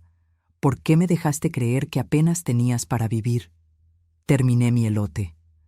Limpié mis manos con una servilleta de papel. La tiré en el bote de basura cercano. Solo entonces lo miré. «Porque quería que me amaras por ser tu madre, no por mi dinero». «Pero yo te amo, siempre te he amado». «¿Sí?» Mi voz era tranquila, demasiado tranquila. «¿Me amaste cuando tu suegra me cerró la puerta del hospital en la cara?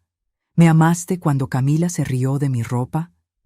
¿Me amaste hace 1 hora cuando Estela me humilló públicamente y tú te quedaste callado como una estatua?» Se tapó la cara con las manos. Lo sé, y me odio por eso. Fui un cobarde, el peor hijo del mundo. Pero mamá tenía miedo. ¿Miedo de qué? De perder a Camila, de que se enojara, de causar problemas. ¿Y perderme a mí? Lo miré directo a los ojos. «¿Eso no te daba miedo?» No pudo sostenerme la mirada. «Rodrigo, te crié solo. Tu padre murió cuando tenías 23 años. Trabajé día y noche para que no te faltara nada, para que estudiaras, para que tuvieras oportunidades. Y nunca, jamás, te pedí nada a cambio, porque eso es lo que hacen las madres. Aman sin condiciones». «Lo sé». «No, no lo sabes». Me puse de pie. Él se levantó también. «Porque si lo supieras, me habrías defendido. La primera vez que Camila me faltó al respeto, tú hubieras puesto límites. Cuando Estela me trató como basura, tú hubieras dicho: esta es mi madre y la respetas o nos vamos. Pero no lo hiciste. Elegiste la paz falsa sobre mi dignidad. Tienes razón, en todo. Fui egoísta, débil. Pero mamá, por favor». Se arrodilló frente a mí, en el pasto, con el pantalón caro de su traje manchándose de tierra. «Dame la oportunidad de arreglarlo, de ser el hijo que debí ser desde el principio».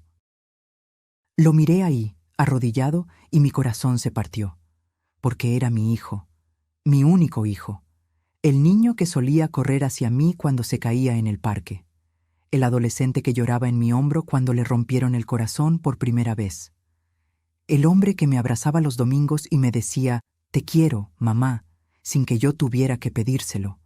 Pero también era el hombre que me había fallado. «Levántate, Rodrigo». Se levantó. «Necesito que entiendas algo. Durante 40 años construí un imperio. Solo. Después de que tu padre murió, todos esperaban que fracasara, que vendiera, que me rindiera. Pero no lo hice, porque soy más fuerte de lo que cualquiera imagina». Saqué mi teléfono. Abrí la aplicación de mi banco. Le mostré el saldo. 45.352.122 pesos con 47 centavos. Sus ojos se abrieron como platos. «Esto», continué, «es solo lo líquido. No incluye las propiedades, los restaurantes, las inversiones. Tengo suficiente dinero para vivir cómodamente el resto de mi vida, para darte una herencia que te permita retirarte mañana si quisieras, para comprarle a Emilia su educación completa hasta la universidad». «Mamá, pero el dinero no es el punto, ¿verdad? Nunca lo fue. El punto es el respeto, la dignidad, El amor genuino que no depende de cuentas bancarias o estatus social. Guardé el teléfono. Rodrigo, te amo. Eres mi hijo y siempre lo serás. Pero no voy a volver a tu vida si Camila y Estela siguen en ella. Se quedó paralizado. ¿Me estás pidiendo que me divorcie? No, te estoy pidiendo que tomes una decisión consciente sobre qué tipo de vida quieres vivir, con qué tipo de personas, bajo qué valores. Pero Emilia merece crecer viendo a su padre defender lo correcto, respetando a los demás, tratando a las personas con dignidad sin importar su apariencia o cuenta bancaria. ¿Eso es lo que está aprendiendo ahora? ¿Viendo cómo su madre y su abuela materna tratan a la gente? No pudo responder. No te estoy apurando, dije, más suave. Tómate tu tiempo, piénsalo bien. Habla con Camila. Ve si ella realmente puede cambiar. Si Estela puede aprender algo de esto. Pero mientras tanto... ¿Qué? Necesito distancia, tiempo para sanar, para recordar quién soy más allá de ser tu madre. Las lágrimas volvieron a sus ojos. ¿Cuánto tiempo? No lo sé, el que necesite. Comenzó a caminar en círculos, jalándose el cabello. Esto es mi culpa, todo. Si yo hubiera sido más fuerte, si hubiera puesto límites desde el principio. Sí, concordé, pero lo que importa ahora no es el pasado, es qué vas a hacer diferente de aquí en adelante. Se detuvo frente a mí. ¿Puedo abrazarte? Lo pensé. Parte de mí quería decir que no. Quería que sintiera el rechazo que yo había sentido, pero era mi hijo, y el amor de madre es complicado. Sí, me abrazó, fuerte, desesperado. Como si temiera que fuera a desaparecer si me soltaba. Lo siento, susurró en mi oído. Lo siento tanto, mamá. Voy a arreglarlo, te lo prometo. Las promesas son fáciles, las acciones son difíciles. Me separé de él. Vete a casa, Rodrigo. Piensa, decide, y cuando estés listo para hablar, me llamas. ¿Y si Camila quiere hablar contigo? ¿Disculparse? Si sus disculpas son genuinas, escucharé.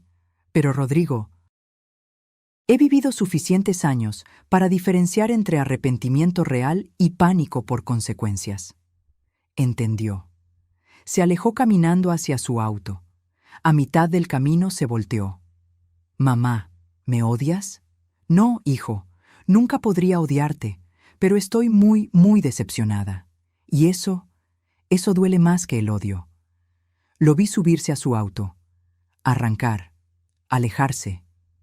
Me senté de nuevo en la banca. El cielo comenzaba a teñirse de naranja. Pronto sería de noche. Saqué mi teléfono. Tenía 17 llamadas perdidas. 12 de Rodrigo, 5 de números desconocidos que probablemente eran Camila o Estela. Las ignoré todas.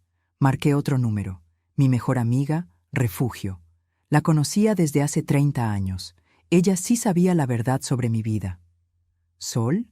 ¿Estás bien? Cuca, dije, usando su apodo.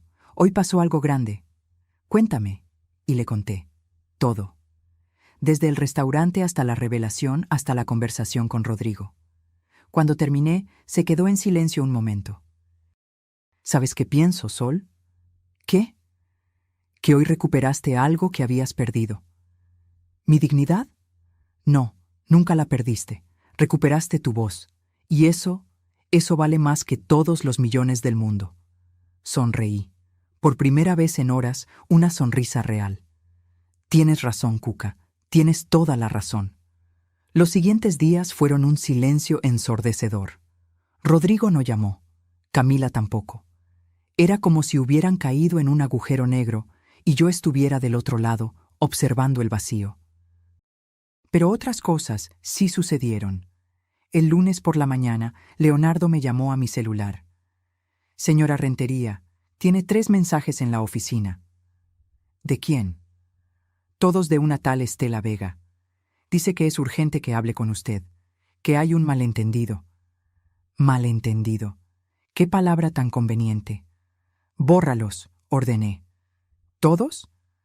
Todos. Y si vuelve a llamar, dile que la señora Rentería no está disponible para ella. Entendido. Pero Estela no se rindió tan fácil. El martes apareció en mi edificio. Don Chema, el conserje, me llamó por el interfón. Doña Sol, aquí hay una señora que dice ser familia suya. ¿La dejo subir? ¿Cómo se llama? Estela Vega. Por supuesto. No, don Chema, no es familia, y no quiero verla. Ella dice que no se va a ir hasta que usted baje a hablar con ella. Miré por la ventana. Ahí estaba. Parada en la calle, con un vestido que probablemente costaba lo que don Chema ganaba en 3 meses. Pero algo era diferente. No traía sus lentes oscuros. No tenía esa postura de reina, se veía pequeña. Bajé, no por ella, sino porque no quería que armara un escándalo que molestara a mis vecinos. Cuando salí del edificio, se acercó corriendo. Bueno, intentó correr. Los tacones no ayudaban. Soledad, gracias. Gracias por hablar conmigo. No dije nada, solo la miré. Yo necesito que entiendas. No sabía quién eras realmente. Si lo hubiera sabido... Si lo hubieras sabido, ¿qué? Interrumpí. ¿Me habrías tratado con respeto? ¿Me habrías tratado como ser humano en lugar de basura? Qué triste que el respeto solo llegue cuando hay dinero de por medio. Se puso pálida. No quise decir eso. Es solo que... Yo también vengo de abajo. Tuve que luchar mucho para llegar donde estoy. Y a veces juzgo mal a las personas. ¿Luchar? La miré de arriba a abajo. Estela, sé exactamente quién eres. ¿Crees que no investigué después de conocerte? Organizas fiestas pequeñas para conocidos. Le dices a la gente que eres empresaria exitosa cuando en realidad vives de cheque en cheque. Tienes deudas con 3 bancos por más de 800,000 pesos porque insistes en mantener una fachada que no puedes pagar. Su boca se abrió, cerró, abrió de nuevo como pez fuera del agua. ¿Cómo? Tengo recursos y cuando alguien maltrata a mi familia, investigo. Descubrí cosas interesantes, como que tu negocio exclusivo opera desde tu sala. Que la boda de los Cortázar fue el evento de una prima lejana y tu participación se limitó a conseguir el salón. Que le has mentido a Camila sobre tu posición financiera toda su vida. Las lágrimas comenzaron a caer por su rostro. Lágrimas que arruinaban su maquillaje perfecto. Por favor, no le digas a Camila. Se moriría si supiera... Ya lo sabe. ¿Qué?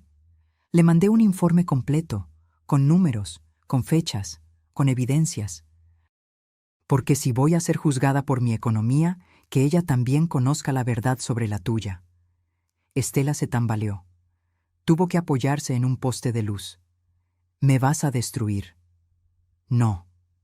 Mi voz era firme. Tú sola te destruiste. Yo solo estoy quitando la máscara. Intentó agarrar mi mano. La aparté. Soledad, por favor, te lo suplico. Tengo deudas, acreedores que me llaman día y noche. Pensé que si Camila se casaba bien, si Rodrigo... ¿Qué? ¿Le sacarían dinero? Saqué mi teléfono. Le mostré screenshots de mensajes entre ella y Camila que mi equipo de seguridad había recuperado. Mensajes donde planeaban pedirme préstamos a Rodrigo, donde hablaban de sacarle provecho a la vieja cuando se muera. Se puso verde. También vi este. Le mostré otro mensaje. Uno donde Estela le decía a Camila, manténla alejada. Entre más sola se sienta, más rápido se morirá y Rodrigo heredará. El silencio que siguió fue absoluto. Los ojos de Estela se llenaron de terror puro. Yo no lo decía en serio. Era frustración. Nunca haría... Vete de mi edificio, Estela. Mi voz era hielo. Antes de que llame a la policía. Por favor, solo escucha. Don Chema, llamé. El conserje salió inmediatamente. Si esta señora vuelve a aparecer aquí, llamas a las autoridades. ¿Entendido? Sí, doña Sol. Estela retrocedió, tambaleándose, llorando, Pero ya no sentía lástima por ella, solo cansancio. Una última cosa, le dije antes de que se fuera. Esos 6 meses de prohibición en mis restaurantes ahora son permanentes, para ti y para Camila. Nunca más volverán a pisar ninguno de mis establecimientos. Se alejó corriendo. Bueno, intentándolo. Los tacones la traicionaron y casi cae, pero siguió, desapareciendo en la esquina como la sombra que siempre fue. Subí a mi departamento. Me serví un té de manzanilla. Me senté en mi sillón favorito. El teléfono sonó. Rodrigo. Esta vez contesté. Mamá, dime. Camila me mostró los mensajes. Los que le mandaste. Ajá. Estoy en shock. No puedo creer que mi suegra y mi esposa, que planearan. No podía terminar la frase. Créelo, Rodrigo, porque es real. Escuché cómo lloraba del otro lado. Me voy a divorciar. No dije nada. No sé si quiero que lo sepas porque crees que te debo algo o porque genuinamente creo que es lo correcto, pero me voy a divorciar. Camila mostró su verdadero rostro cuando supo del dinero. Intentó ser dulce de repente, pedirme perdón, decir que todo había sido malentendido. Pero yo vi esos mensajes, mamá. Vi lo que realmente pensaba de ti, de mí, de nuestra familia. ¿Y Emilia? Voy a pelear por la custodia. Camila no es mala madre, pero no quiero que mi hija crezca aprendiendo que está bien usar a las personas, que el dinero define el valor humano. Sentí algo aflojarse en mi pecho, no alivio, sino esperanza. Rodrigo, ¿sí? Ese es el primer paso, pero solo el primero. Tienes que trabajar en ti. ¿En por qué permitiste que llegaran tan lejos? ¿En por qué elegiste quedarte callado cuando debiste hablar? Lo sé, ya hice cita con un terapeuta. Primera sesión el viernes. Eso me sorprendió, en la buena forma. Me alegra escuchar eso, hijo. ¿Puedo verte? ¿Llevar a Emilia? Tiene casi 4 meses y apenas la conoces bien. Porque Camila siempre... Sí, dije antes de que terminara. Pero en un lugar neutral, en el Parque Hundido, el sábado a las 11. Ahí estaré. Mamá, gracias. Por no rendirte conmigo, por darme esta oportunidad. Los hijos pueden decepcionarnos, Rodrigo, pero el amor de madre es necio, sigue existiendo a pesar de todo. Colgamos. Me quedé mirando el techo de mi departamento, las grietas que nunca arreglé, el yeso descascarado en una esquina, la mancha de humedad cerca de la ventana. Podría mudarme, comprar un penthouse en Polanco, vivir con lujos, pero no.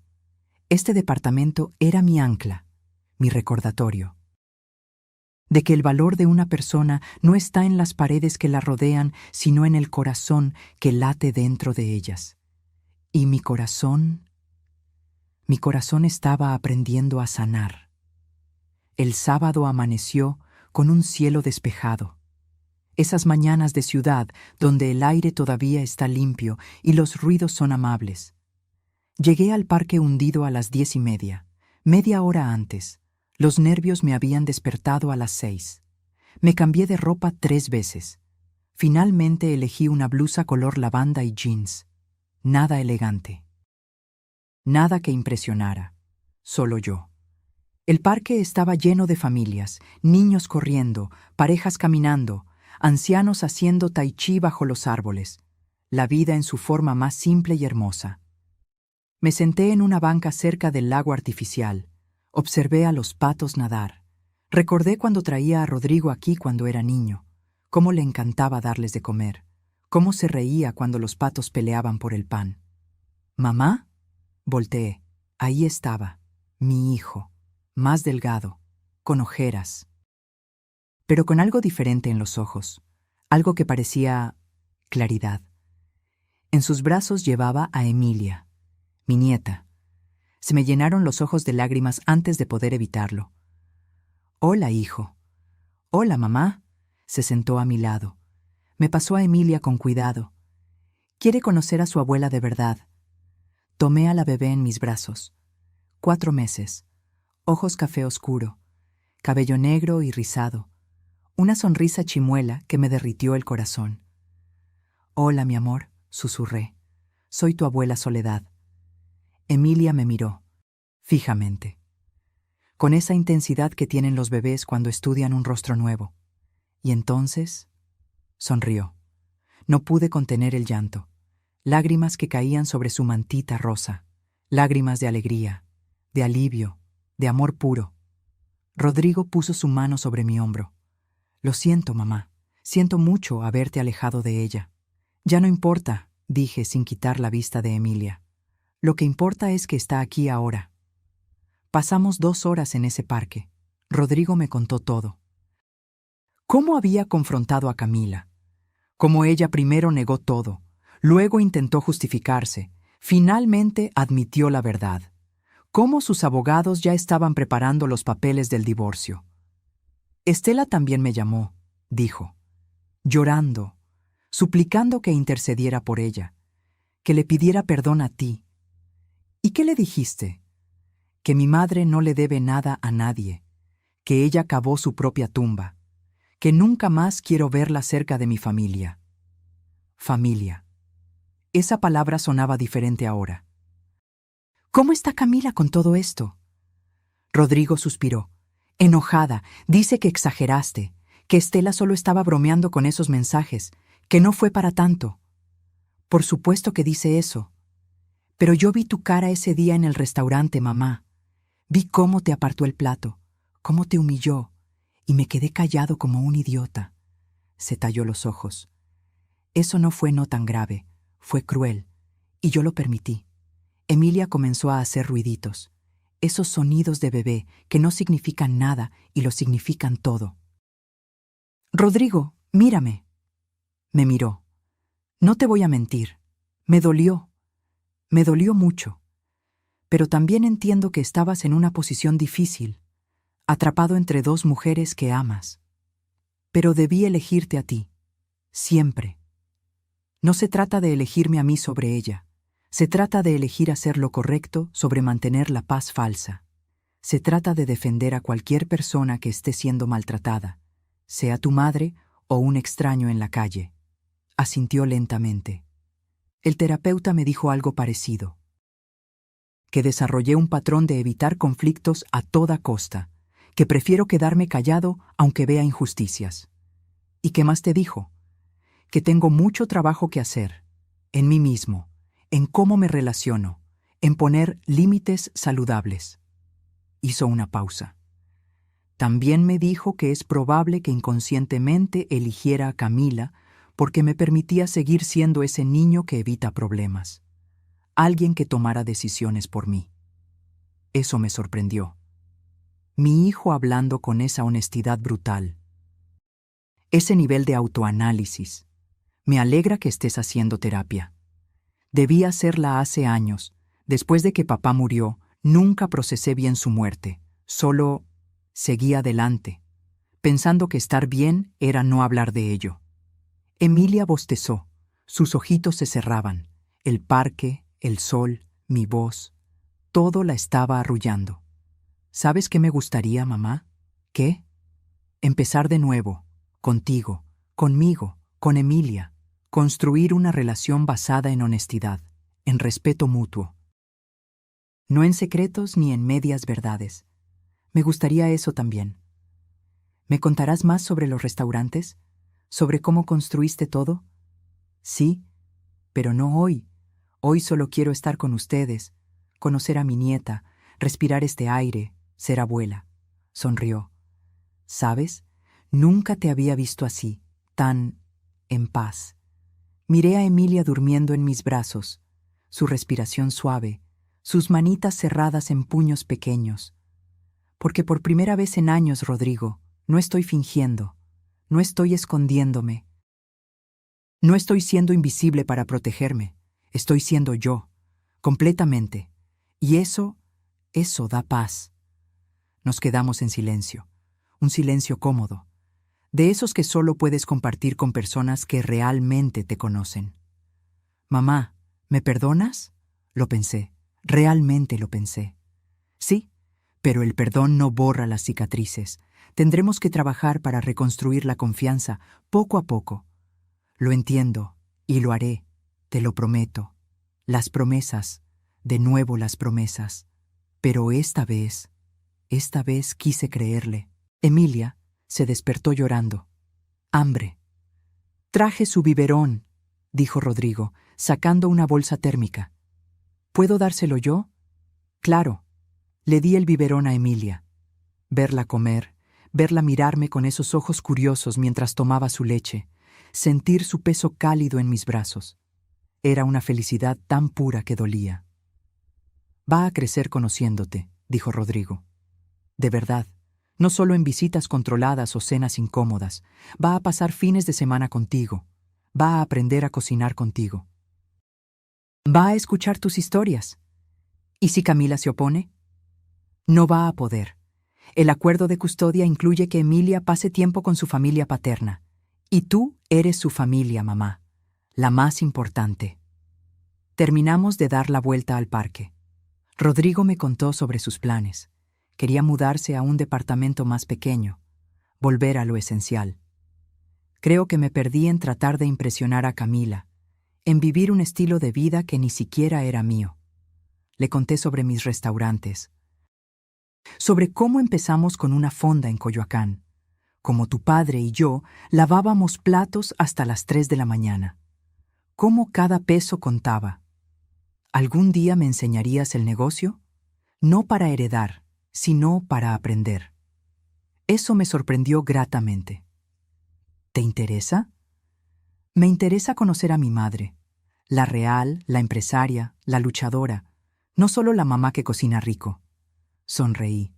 Entonces sí, con gusto. Cuando nos despedimos esa tarde, me abrazó fuerte. Te amo, mamá, y voy a demostrártelo.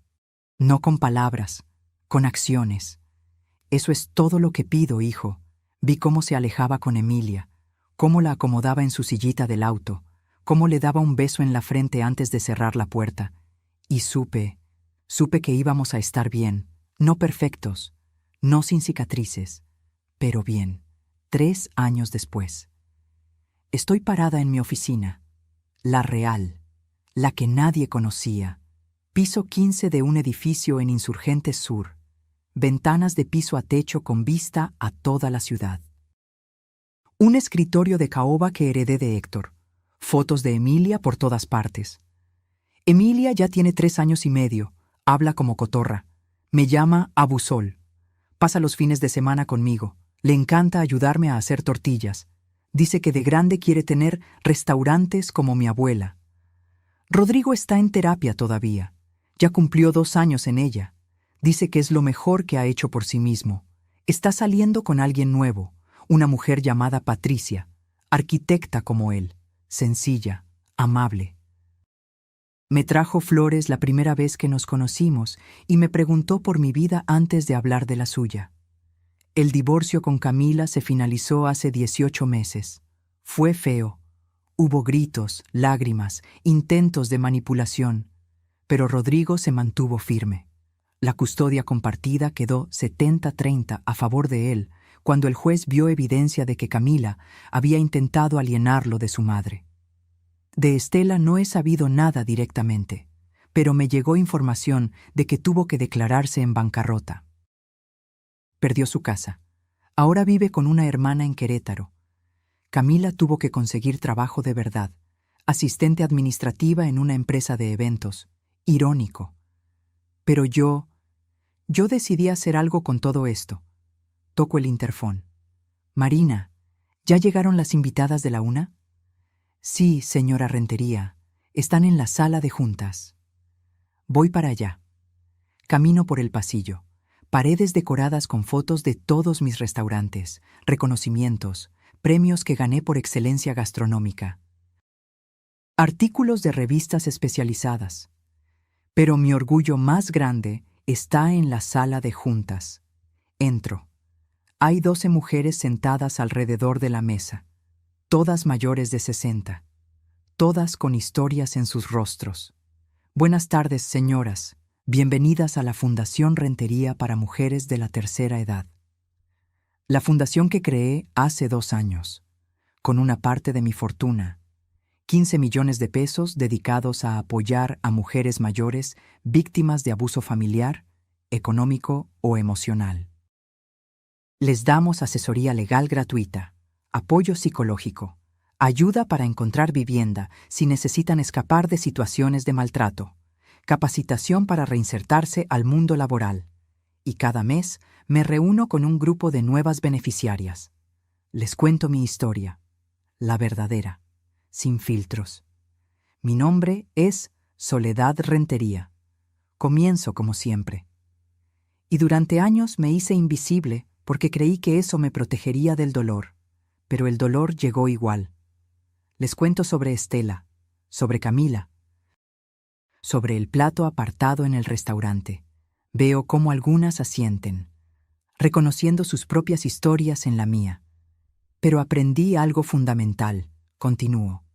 La dignidad no se mendiga, se exige, y nadie, absolutamente nadie, tiene derecho a tratarnos como menos que humanas solo porque somos mayores, porque somos mujeres, porque no tenemos tanto dinero como otros.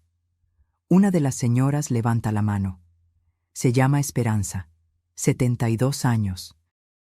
Sus hijos intentaron meterla a un asilo para quedarse con su casa. ¿Cómo encontró el valor para defenderse?, pregunta. Tocando fondo, respondo con honestidad. A veces necesitamos caer completamente para recordar que tenemos piernas que pueden levantarnos.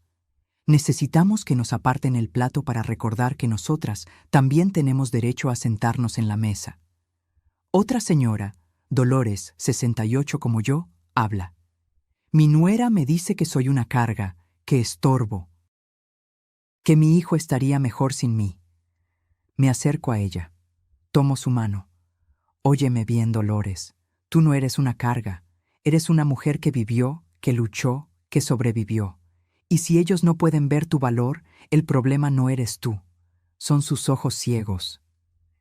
Pasamos 2 horas en esa sala, compartiendo historias, llorando, riendo, planificando estrategias. Cuando se van, todas llevan un folder, con información legal, números de terapeutas, lista de refugios si los necesitan.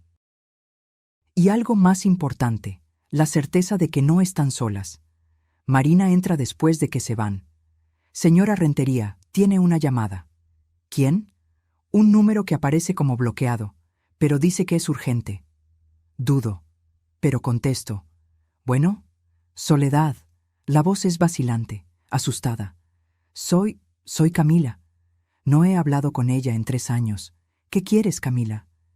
Yo necesito hablar contigo, en persona, por favor. ¿Por qué? Silencio. Luego, porque me equivoqué, en todo, y necesito que me ayudes.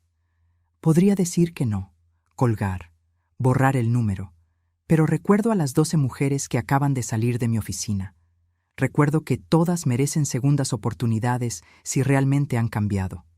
¿Dónde estás? En el café de abajo de tu edificio. Así que sabía dónde trabajaba. Interesante. Bajo en 10 minutos. Cuelgo. Me miro al espejo del baño de mi oficina. 68 años me devuelven la mirada. Pero ahora me gustan esas arrugas. Cada una cuenta una historia, una batalla, una victoria. Bajo. Camila está en una mesa del fondo. Se ve diferente, sin maquillaje, con ropa simple, el cabello recogido en cola de caballo, más delgada, con ojeras profundas. Me siento frente a ella. Gracias por venir, dice inmediatamente. Sé que no merezco ni 5 minutos de tu tiempo. No, no los mereces, pero los tienes. Úsalos bien. Respira profundo. He estado en terapia, mucha terapia, trabajando en todo. En por qué me comporté como lo hice, en por qué seguí a mi madre ciegamente, en por qué te traté como basura. ¿Y qué descubriste? Que estaba aterrada de no ser suficiente, de que Rodrigo se diera cuenta de que yo no venía del mundo que pretendía. Mi madre me enseñó desde niña que lo más importante es parecer exitosa, aunque no lo seas, que la gente solo te respeta si creen que tienes dinero. Toma un sorbo de su café. Le tiemblan las manos.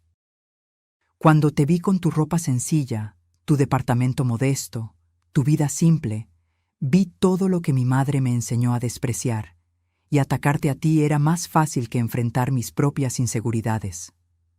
Eso no justifica nada. Lo sé, no justifico, solo explico. Las lágrimas comienzan a caer. Perdí todo, Soledad. A Rodrigo, mi matrimonio, la relación con mi hija.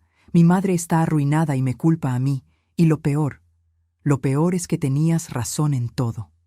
No digo nada, solo espero. No vine a pedirte perdón, porque sé que no lo merezco. Vine a decirte gracias. Eso me sorprende. ¿Gracias? Por no destruirme completamente cuando pudiste.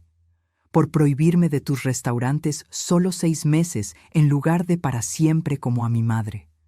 Por darme la oportunidad de ver quién era realmente antes de que fuera demasiado tarde. Se limpia las lágrimas con una servilleta de papel.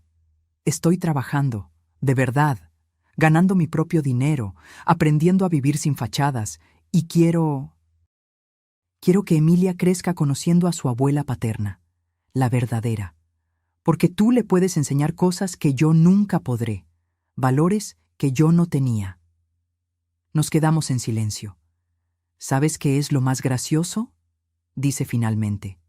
Que tú viviendo en ese departamento modesto eras 100 veces más rica que mi madre con toda su presunción, porque tenías algo real, algo que construiste, mientras nosotras solo teníamos humo. Termino mi café. Camila, aprecio que vinieras, que estés trabajando en ti misma, pero necesito que entiendas algo. ¿Qué? Mi relación con Emilia no depende de ti. No necesito tu permiso para ser su abuela. Rodrigo ya se aseguró de eso legalmente. Asiente. Lo sé, y me parece bien. Ella necesita gente buena en su vida. Y tú eres buena. Aunque yo no pude verlo entonces. Me levanto para irme. Soledad. Me detengo. No te estoy pidiendo que seamos familia, ni siquiera amigas.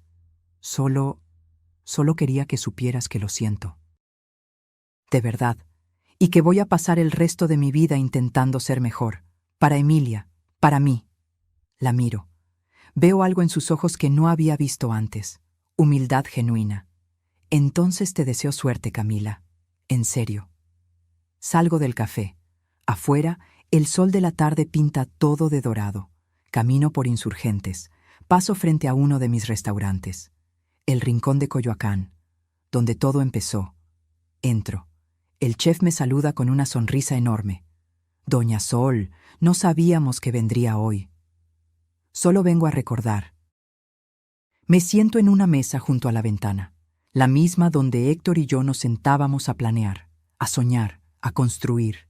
Pido un café de olla, pan dulce, como lo hacíamos entonces, y mientras lo saboreo, pienso en todo el camino recorrido, las humillaciones que sobreviví, las lágrimas que derramé, el hospital donde casi me rindo, el restaurante donde finalmente dije basta. Pero también pienso en lo que vino después, la fundación, las mujeres ayudadas, la relación reconstruida con Rodrigo.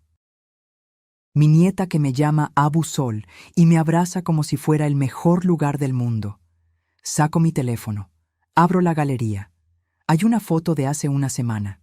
Emilia, Rodrigo, Patricia y yo en el parque, todos riéndonos, todos felices. Una familia, no perfecta, pero real. Le marco a Rodrigo. ¿Mamá? Hijo, ¿qué hacen este domingo? Nada en particular. ¿Por qué? Quiero que vengamos aquí, al Rincón de Coyoacán. Quiero mostrarle a Emilia dónde empezó todo, contarle la historia de sus abuelos. Enseñarle que la verdadera riqueza no está en lo que posees, sino en lo que no permites que te quiten. Escucho su sonrisa a través del teléfono. Nos encantaría, mamá. ¿A qué hora? 2 de la tarde, y traigan hambre. Voy a pedir que preparen mole, el que le gustaba a tu papá. Perfecto. Te amo, mamá. Yo también te amo, hijo. Cuelgo. Miro por la ventana, la calle llena de gente, cada persona con su propia historia, sus propias batallas, sus propias victorias pendientes. Y pienso, ¿cuántas de esas mujeres están sufriendo lo que yo sufrí? ¿Cuántas se sienten invisibles? ¿Cuántas creen que no merecen respeto porque no tienen suficiente dinero, suficiente juventud, suficiente... lo que sea? Demasiadas. Pero la fundación está creciendo. El mes que viene abriremos otra sede en Monterrey. Luego en Guadalajara. Vamos a seguir ayudando. Una mujer a la vez. Un plato apartado a la vez. Me termino el café. Dejo una propina generosa para la mesera. Ella tiene mi edad. Trabaja aquí desde que abrimos hace 40 años. Gracias, doña Sol. Como siempre, muy amable. Gracias a ti, Lupita, por todos estos años. Salgo del restaurante. Camino de regreso a mi oficina. Y con cada paso, siento algo que no había sentido en años. Paz. Porque al final, la historia no era sobre dinero. Nunca lo fue. Era sobre dignidad, sobre saber tu valor, sobre negarte a ser invisible solo porque alguien más decidió no verte.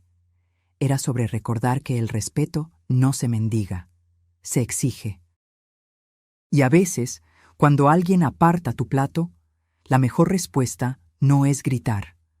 Es levantarte con dignidad, salir con la cabeza en alto, hacer una llamada y recordarles quién realmente tiene el poder. No para vengarte, sino para enseñarles que la verdadera riqueza no está en lo que posees. Está en lo que no permites que te quiten.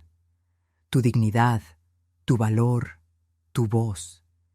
Y eso nadie te lo puede arrebatar, a menos que tú se lo permitas. Reflexión final. Si esta historia tocó tu corazón, si te identificaste con Soledad, si alguna vez has sentido que alguien te hizo invisible, déjame decirte algo. Tú vales. No por tu cuenta bancaria, no por tu edad, no por tu ropa o tu casa o tu auto. Vales porque eres humano, porque tienes historia, porque sobreviviste, y nadie, absolutamente nadie, tiene derecho a hacerte sentir menos. Cuéntame, ¿alguna vez has tenido que defender tu dignidad frente a alguien que te subestimó? ¿Qué hiciste? Déjamelo en los comentarios. Me encantaría conocer tu historia.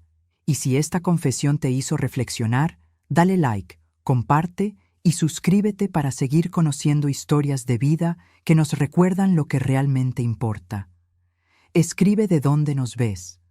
Así sabré que esta historia llegó hasta ti, hasta tu ciudad, hasta tu corazón. Porque al final, todos merecemos sentarnos en la mesa. No como invitados tolerados, sino como las personas valiosas que somos. Nunca lo olvides. Fin.